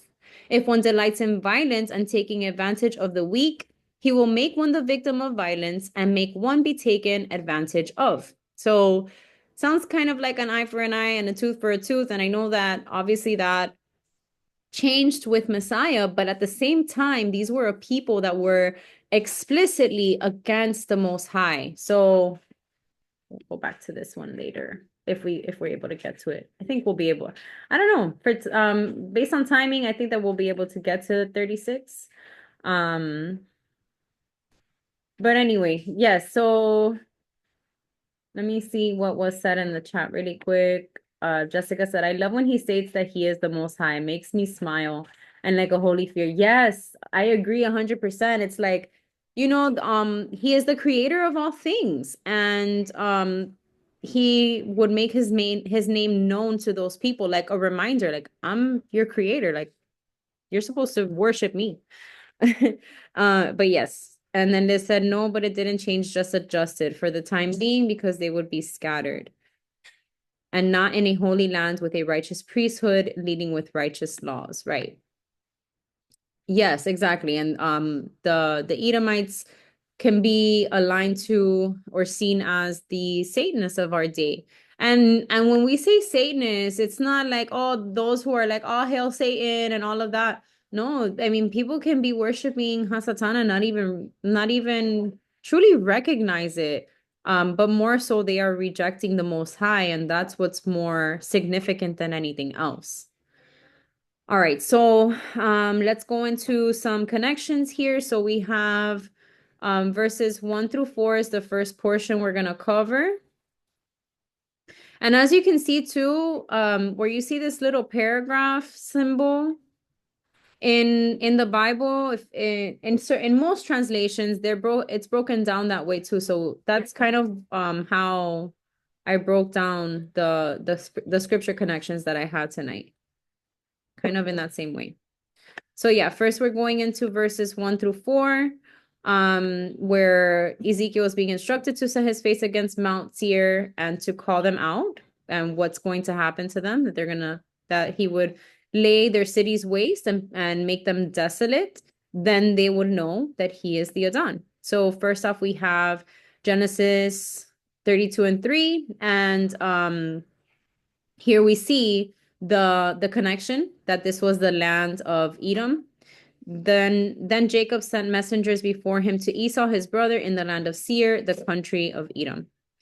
Ezekiel 25:8 says, "Thus says the Adon Elohim, because Moab and Seir say, look, the house of Judah is like all the nations." I mean, this goes a little bit more into detail, but it's basically where they're speaking against the house of Judah, as if they have no, as if they are nothing, basically. Then once again, the book of Obadiah is a book that speaks against Edom. So we have only chapter 1, verses 10 through 14. For violence against your brother Jacob, shame shall cover you, and you shall be cut off forever. In the day that you stood on the other side, in the day that the strangers carried captive his forces, when foreigners entered his gates and cast lots for Jerusalem, even you were as one of them. Referencing once again how Edom joined the Ammonites and the Moabites. But you should not have gazed on the day of your brother in the day of his captivity, nor should you have rejoiced over the children of Judah in the day of their destruction, nor should you have spoken proudly in the day of distress. You should not have entered the gate of my people in the day of their calamity. Indeed, you should not have gazed on their affliction in the day of their calamity, nor laid hands on their substance in the day of their calamity. You should not have stood at the crossroads to cut those off among them who escaped, nor should you have delivered up those among them who remained in the day of distress. So these are basically the acts of violence of Edom against the Most High's people. Amos 1:11-12 says, thus says the Adon, for 3 transgressions of Edom and for 4, I will not turn away its punishment, because he pursued his brother with the sword and cast off all pity. His anger tore perpetually, and he kept his wrath forever. But I will send a fire on Taman, which shall devour the places of Basra. And I don't know if I have, let me see. Okay, yeah, so we're going to get to Genesis 27 as well. All right, and then Jeremiah 15:16 says, your words were found and I ate them, and your word was to me the joy and the rejoicing of my heart. Okay, no, this doesn't fit in here. I'm not sure what this one was for. So let's continue. Malachi 1:3-4. But Esau I have hated and laid waste his mountains and his heritage for the jackals of the wilderness. Even though Edom has said, we have been impoverished, but we will return and build the desolate places. Thus says the Adon of hosts, they may build, but I will throw down. They shall be called the territory of wickedness, and the people against whom the Adon will have indignation forever. Next portion here, we have verses 5 and 6. So the next paragraph was 5-9, but I broke it down a little bit more. So we have 5 and 6. Because you have had an ancient hatred and have shed the blood of the children of Israel by the power of the sword at the time of their calamity, when their iniquity came to an end. Therefore, as I live, says the Adon Elohim, I will prepare you for blood, and blood shall pursue you, since you have not hated blood, therefore blood shall pursue you. So first we have Genesis 32. Wait, hold on. I'm sorry. I got lost for a second. Psalm 137. Remember, O Adon, against the sons of Edom, the day of Jerusalem, who said, raise it to its very foundation. And then also Ezekiel 21:29. While they see false visions of you, while they divine a lie to you, to bring you on the necks of the wicked, the slain whose day has come, whose iniquity shall end. And I believe this chapter is also speaking of Edom. And then this is one that I wanted to read as well, Genesis 27:41 through 42. So we see the history as well. So Esau hated Jacob because of the blessing with which his father had blessed him. And Esau said in his heart, the days of mourning for my father are at hand. Then I will kill my brother Jacob. And the words of Esau, her older son, were told to Rebekah. So she sent and called Jacob, her younger son, and said to him, surely your brother Esau comforts himself concerning you by intending to kill you. So this is where she sent him off to go into hiding. All right, now we also have Revelation 18 and Revelation 16. So verses 6 and 24 of chapter 18 say, render to her just as she rendered to you, and repay her double according to her works. In the cup which she has mix double for her. And in her was found the blood of prophets and saints and of all who were slain on the earth. So obviously this is speaking about the Queen of Babylon, which we know also ties into this reference of Edom.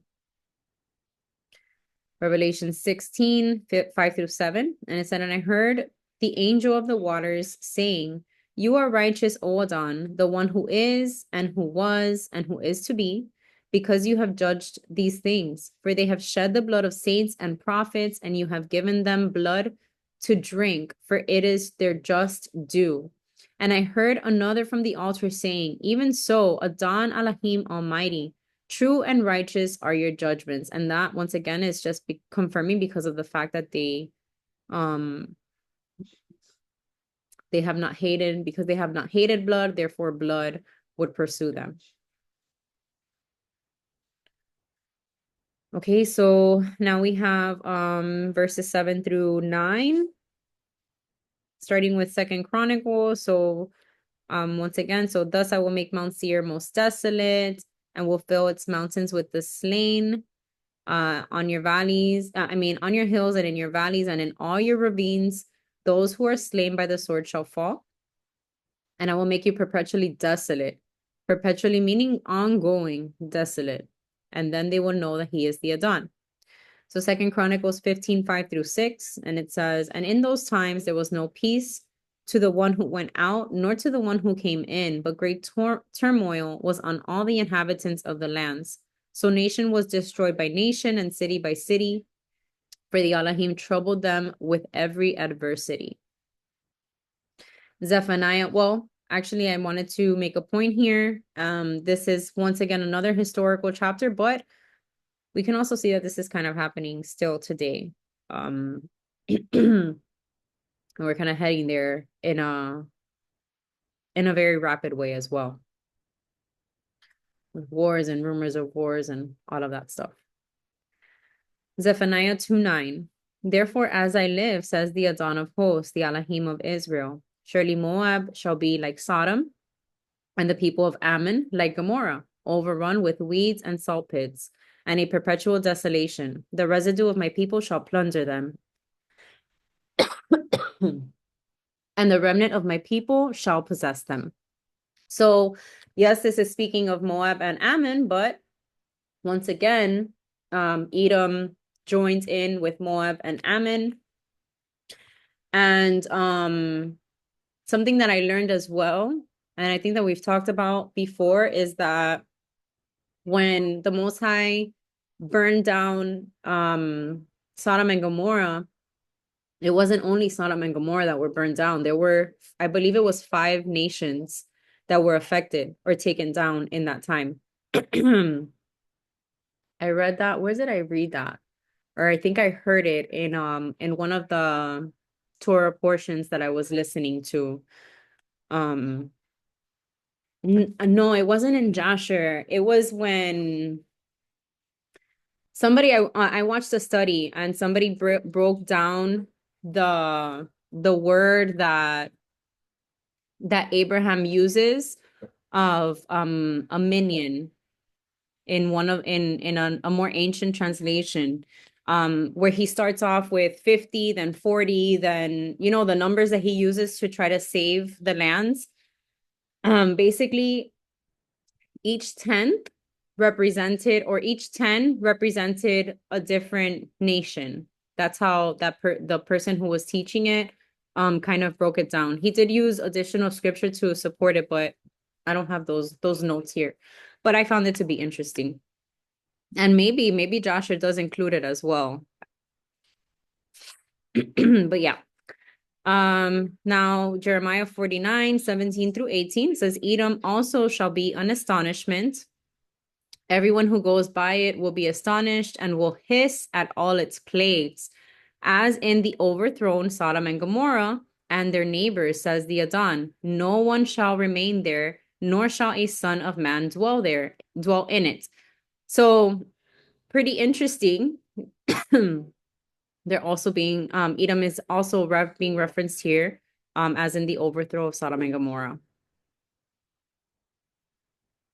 Yeah, you could be right, Liz. Probably in the Targum too. Sorry, let me cough really quick because I'm starting to feel the itch in my throat.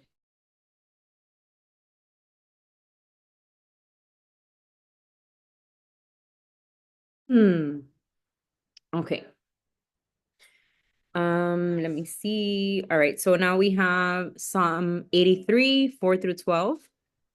It says, they have said, come, let us cut them off from being a nation, that the name of Israel may be remembered no more. For they have consulted together with one consent. They form a confederacy against you, the tents of Edom and the Ishmaelites, Moab and the Hagrites, Gabal, Ammon and Amalek, Philistia with the inhabitants of Tyre. Assyria has also joined with them. They have helped the children of Lot, Selah.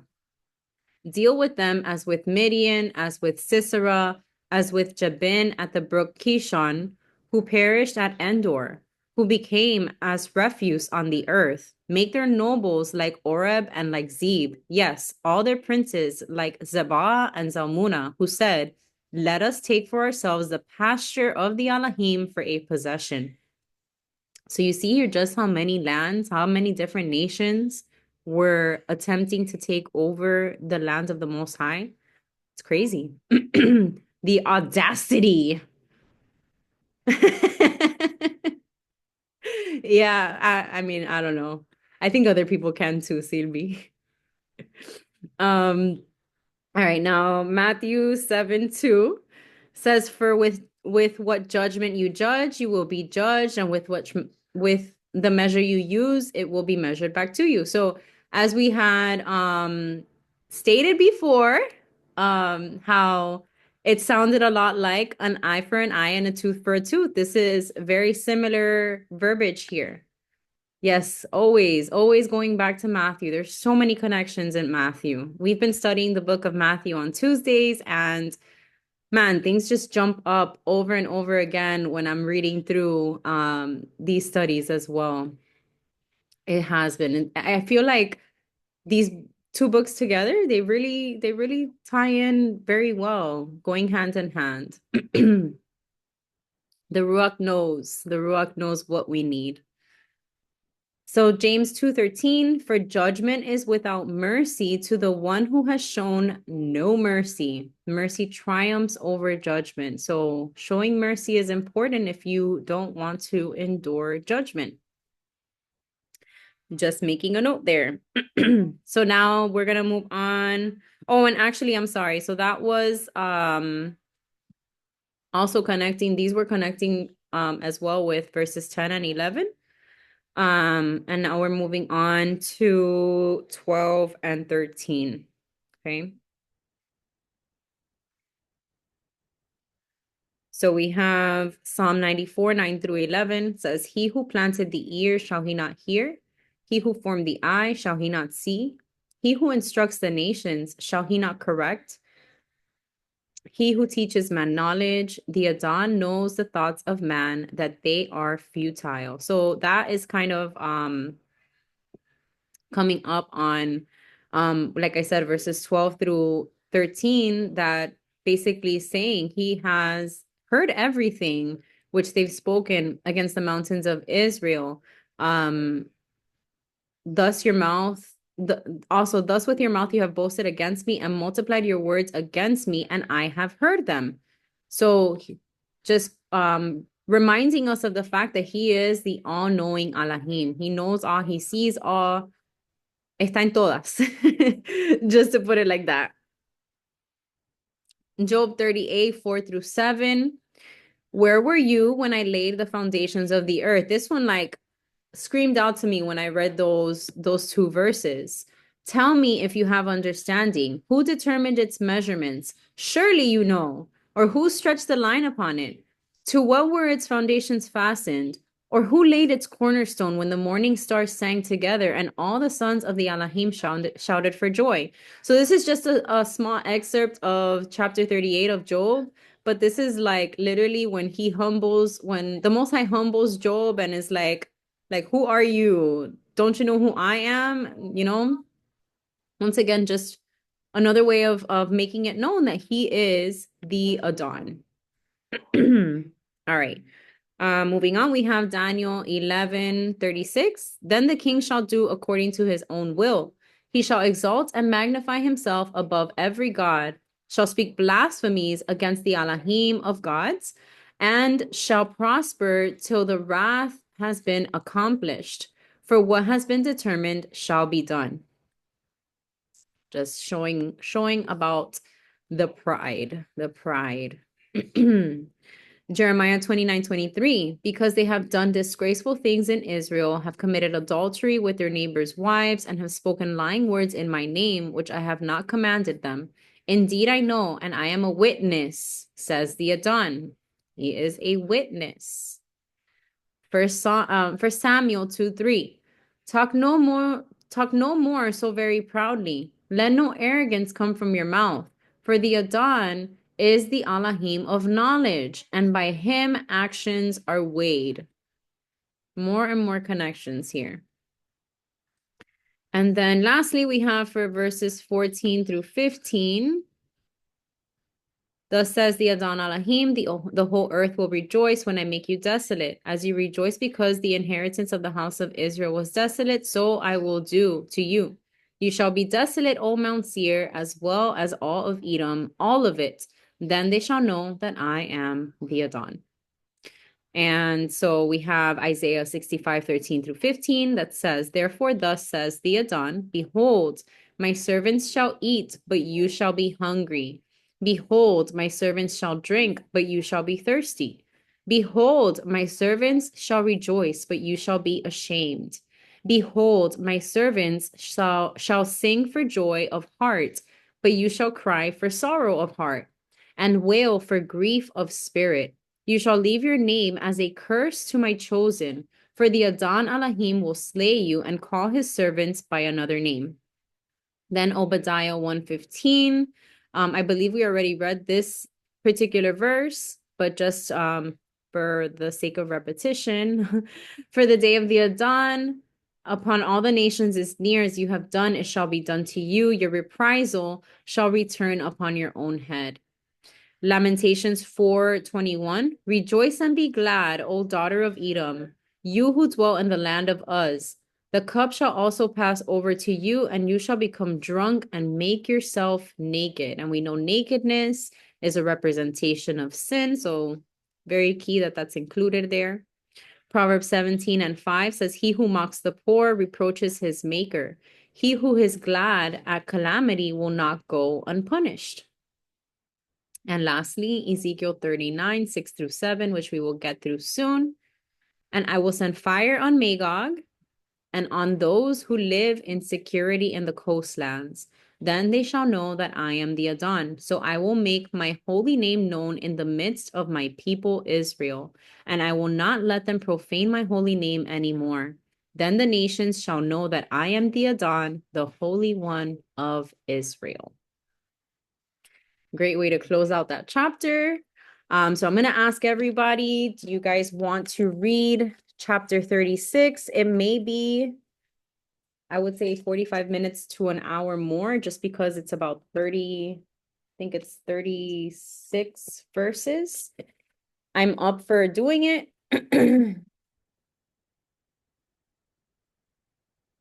Yeah, I could split it in half. We can see how timing goes. Um, we could definitely do that.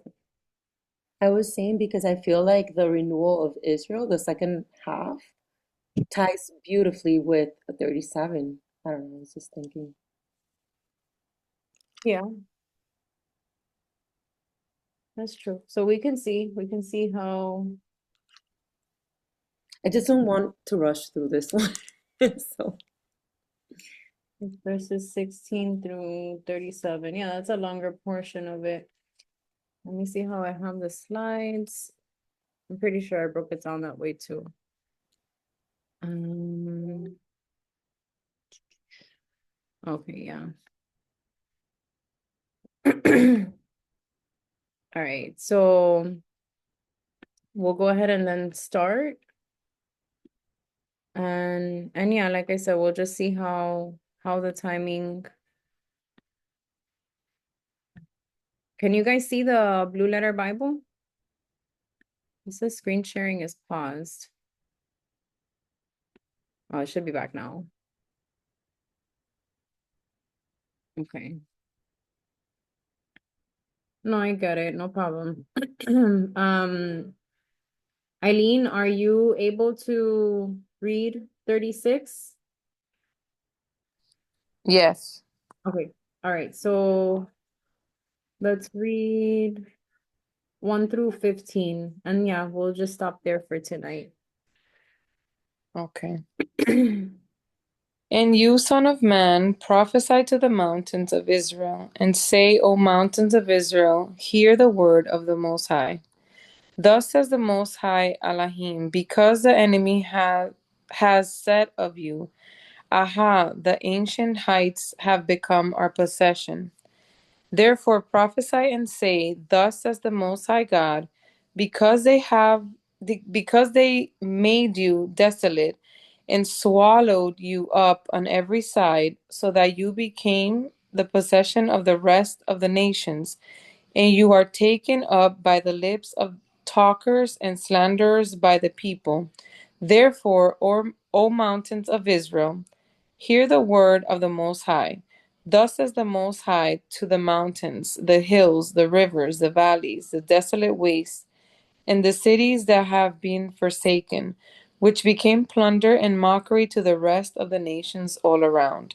Therefore says the Most High, Surely I have spoken in my burning jealousy against the rest of the nations and against all Edom, who gave my land to themselves as a possession, with wholehearted joy and spiteful minds, in order to plunder its open country. Therefore prophesy concerning the land of Israel, and say to the mountains, the hills, the rivers, and the valleys, Thus says the Most High, Behold, I have spoken in my jealousy and in my fury, because you have borne the shame of the nations. Therefore, thus says the Most High, I have raised my hand in an oath, that surely the nations that are around you shall bear their own shame. But you, O mountains of Israel, you shall shoot forth your branches and yield your fruit to my people Israel, for they are about to come. For indeed I am for you, and I will turn to you, and you shall be tilled and sown. I will multiply men upon you, and all the house of Israel all of it, and the cities shall be inhabited and the ruins rebuilt. I will multiply upon you man and beast, and they shall increase and bear young. I will make you inhabited as in former times, and do better for you than at your beginnings. Then you shall know that I am the Most High. Yes, I will cause men to walk on you, my people Israel. They shall take possession of you, and you shall be their inheritance. No more shall you bereave them of children. Thus says the Most High, because they say to you, you devour men and bereave your nation of children. Therefore you shall devour men no more, nor bereave your nation any more, says the Most High. Nor will I let you hear the taunts of the nations any more, nor bear the reproach of the peoples any more, nor shall you cause your nation to stumble any more, says the Most High God. Thank you. So this first portion of chapter 36, we can see that it's like Abba is fed up. That's it. He's had enough. He's had enough of the reproach, of the negativity, all of the terrible things that have happened to his chosen people. And he's calling it out and proclaiming the redemption of them. Specifically, once again, prophesying to the mountains of Israel. So let's go to the slides really quick.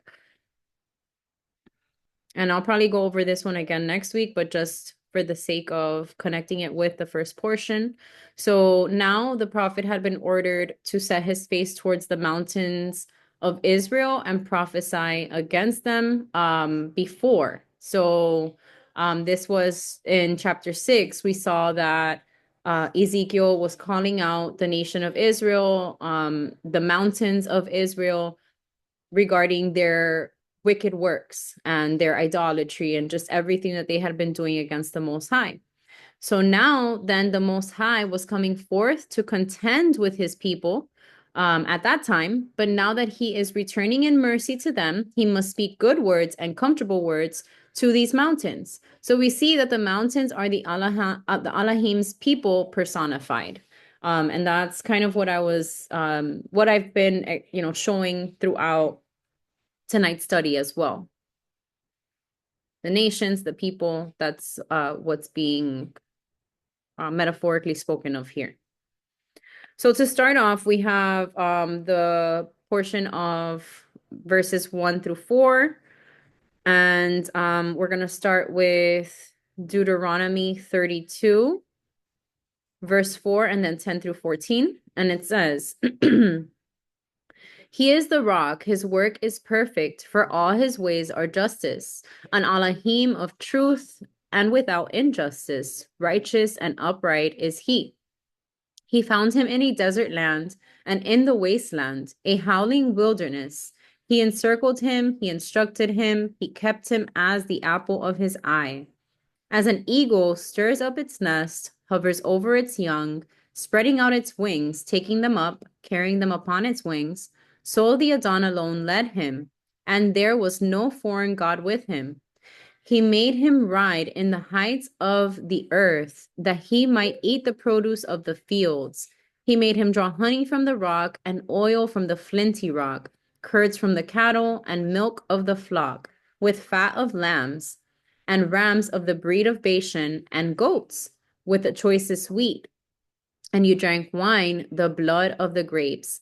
This is the song of Moses. So his worship song to the Most High, just basically outlining all of his good works and everything that he did for the Israelites after he brought them out of bondage.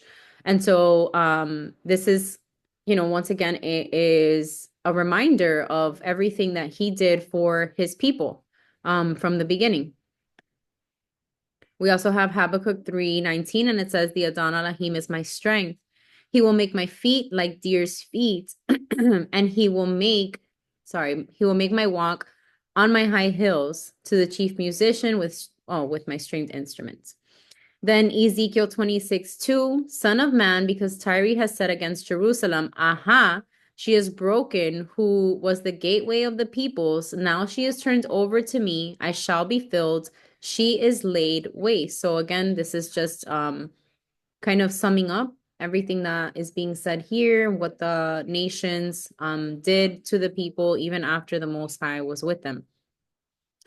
Daniel 9:16 says, O Adon, according to all your righteousness, I pray, let your anger and your fury be turned away from your city, Jerusalem, your holy mountain, because for our sins and for the iniquities of our fathers, Jerusalem and your people are a reproach to all those around us.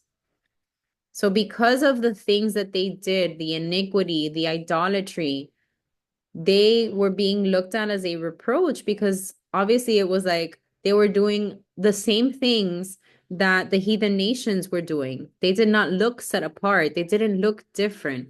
That's why it's so important for us to, to look different, to not follow the ways of this world, because that is what makes us set apart for him, holy, Kodesh, holy as he is holy, as he has called us to be. We also have Matthew 27:39 through 44. And it says, and those who passed by blasphemed him, wagging their heads and saying, you who destroyed the temple and build it in 3 days, save yourself. If you are the son of the Elohim, come down from the cross. Likewise, the chief priests also, mocking with the scribes and elders, said, he saved others. Himself he cannot save. If he is the king of Israel, let him now come down from the cross, and we will believe him. He trusted in the Elohim. Let him deliver him now, if he will have him. For he said, I am the son of the Elohim. Even the robbers who were crucified with him reviled him with the same thing. So you see here that just as Jerusalem, the whole land, was a reproach, then our Messiah, who took up a stake and was crucified or hung on it, went through the same exact thing, the same ridicule, the same embarrassment, shamefulness, however you want to put it. He took up all of the same suffering that the people did before. And even more so because he was blameless. Micah 4:1-2 says, now it shall come to pass in the latter days that the mountain of the Adon's house shall be established on the top of the mountains and shall be exalted above the hills, and peoples shall flow to it. Many nations shall come and say, come and let us go up to the mountain of the Adon, to the house of the Elohim of Jacob. He will teach us his ways, and we shall walk in his paths. For out of Zion the law shall go forth, and the word of the Adon from Jerusalem. So we see obviously that there is hope. We have a promise, and this is what Ezekiel 36 is all about. And this is just the introductory portion of it. Then we have Revelation 16:14-16, and it says, for they are spirits of demons performing signs, which go out to the kings of the earth and of the whole world to gather them to battle of the great day of the God of the Elohim Almighty. Behold, I am coming as a thief. Blessed is he who watches and keeps his garments, lest he walk naked and they see his shame. And they gathered them together to the place called in Hebrew Armageddon. So this is, of course, what's going to be happening in the end times. But he who watches keeps his garments, lest he walk naked. So if you are in sin and your shame is seen or is uncovered, then that is a portion or a way of not being recognized or protected by him. Okay, so now moving forward, we have for verse 5. Therefore, thus says the Adon Elohim, surely I have spoken in my burning jealousy against the rest of the nations and against all Edom, who gave my land to themselves as a possession with wholehearted joy and spiteful minds in order to plunder its open country. So Micah 7:8 says, do not rejoice over me, my enemy. When I fall, I will arise. When I sit in darkness, the Adon will be a light to me. And Zechariah 1:15, I am exceedingly angry with the nations at ease, for I was a little angry and they helped, but with evil intent. And also Deuteronomy 4:24, very clear here for the Adon your Elohim is a consuming fire, a jealous Elohim. He is jealous for his people. And as we, have our own limits, we only can tolerate so much of certain things, certain experiences, and things that happen in our lives. So he has that same limit and probably even more on even more of an intense level. Okay, next we have for verse 6. Therefore prophesy concerning the land of Israel and say to the mountains, the hills, rivers, and valleys, thus says the Adon Elohim, behold, I have spoken in my jealousy and my fury, because you have borne the shame of the nations. So here, of course, he's acknowledging that they have been shamed. And so the people respond in Psalm 123, 3-4, have mercy on us, O Elohim, have mercy on us, for we are exceedingly filled with contempt. Our soul is exceedingly filled with the scorn of those who are at ease, with the contempt of the proud. And Psalm 74:18, remember this, that the enemy has reproached, O Adon, and that a foolish people has blasphemed your name. So just two pretty good connections there. Verses 7 and 8. Therefore, thus says the Adon Elohim, I have raised my hand in an oath that surely the nations that are around you shall bear their own shame. But you, O mountains of Israel, you shall shoot forth your branches and yield your fruit to my people Israel, for they are about to come. So he's telling, speaking to the land, I guess you can say, and we can see this also as in New Jerusalem, the millennial reign, being prepared for the people who are preparing themselves and getting their garments cleansed. So we have Isaiah 27:6, and it says, those who come, he shall cause to take root in Jacob.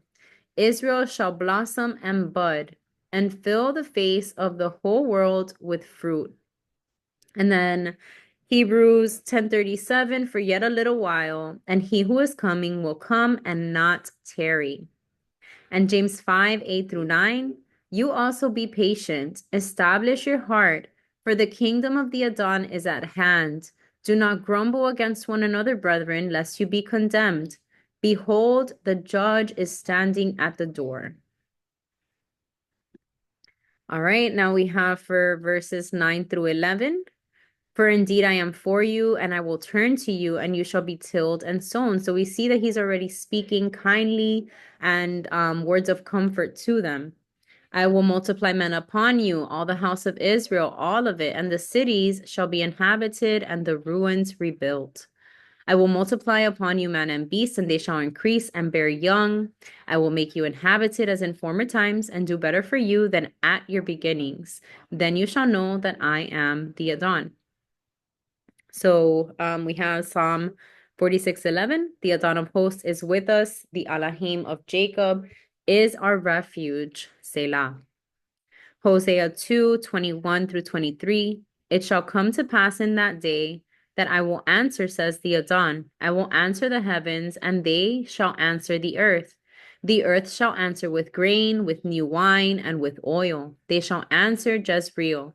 Then I will sow her for myself in the earth, and I will have mercy on her who had not obtained mercy.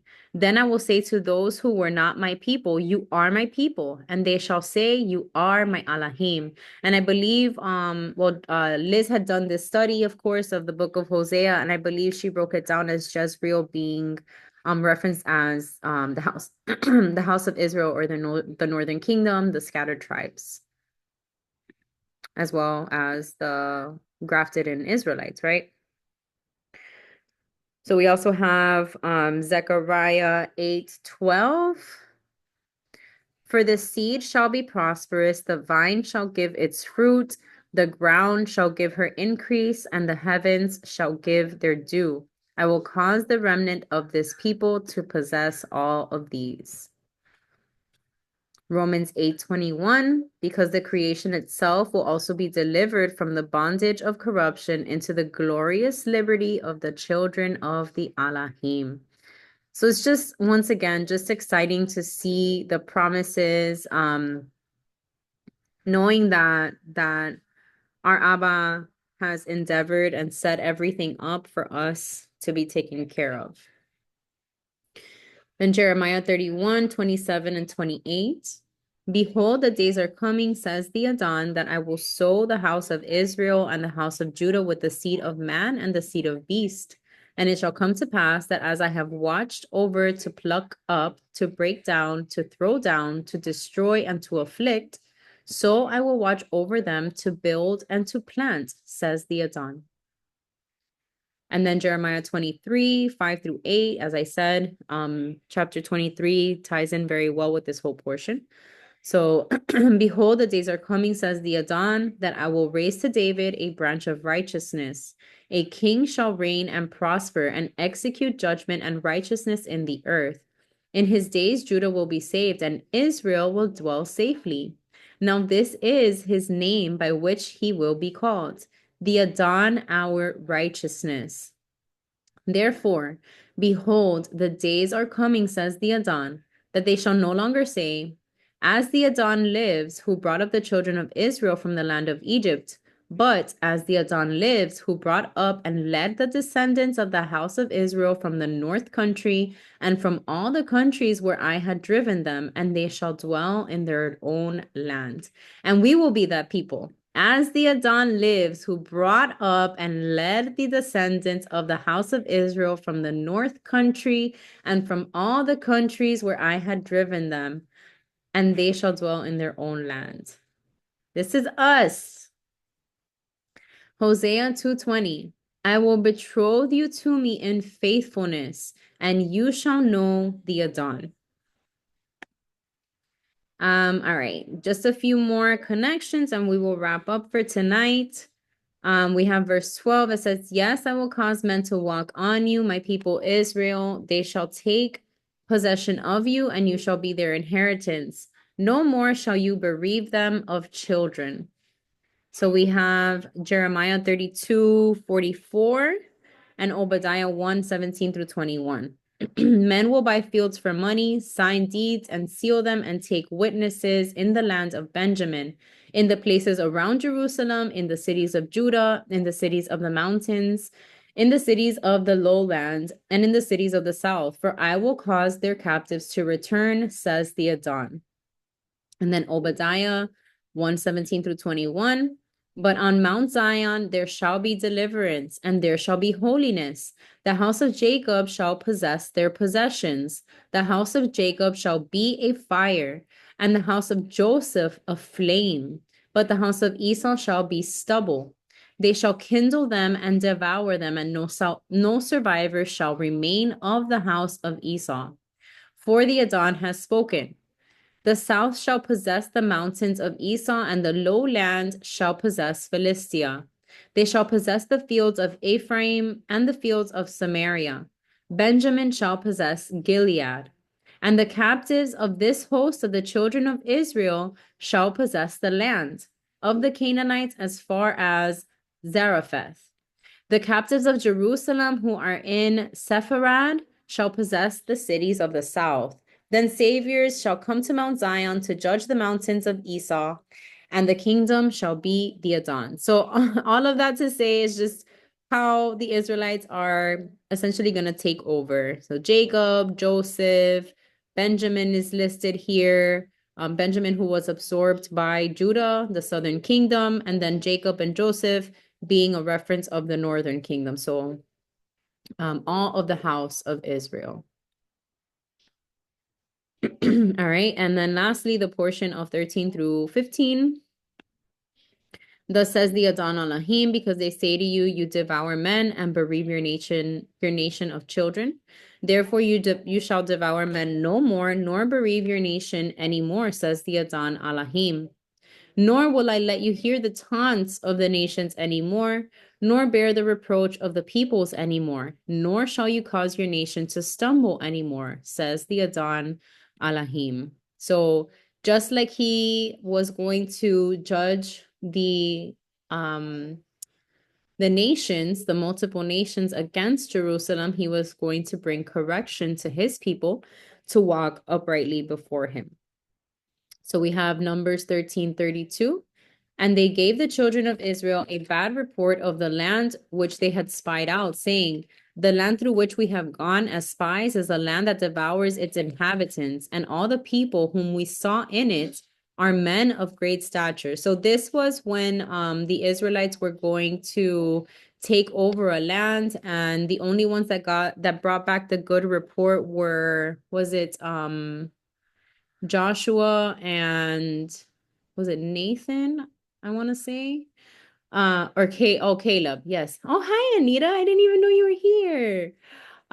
Yes, so yes, Caleb. Thank you.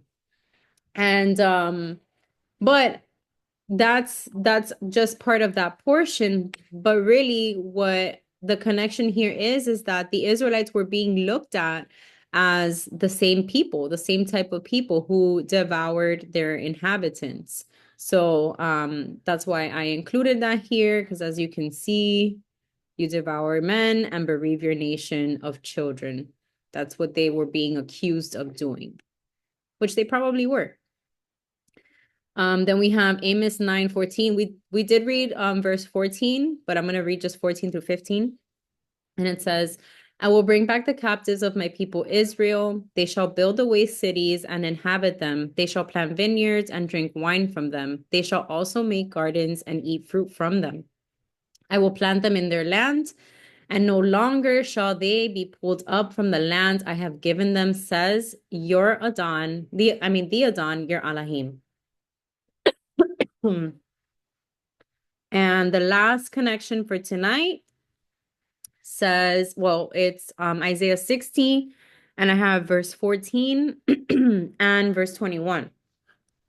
Also, the sons of those who afflicted you shall come bowing to you, and all those who despised you shall fall prostrate at the soles of your feet, and they shall call you the city of the Adon, Zion of the Holy One of Israel.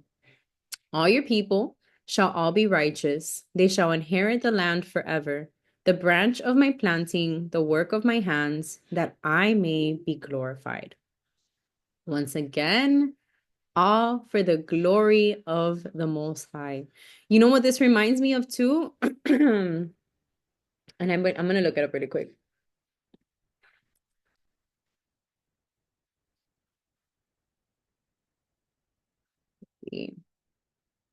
Is it going to load? Oh, there we go.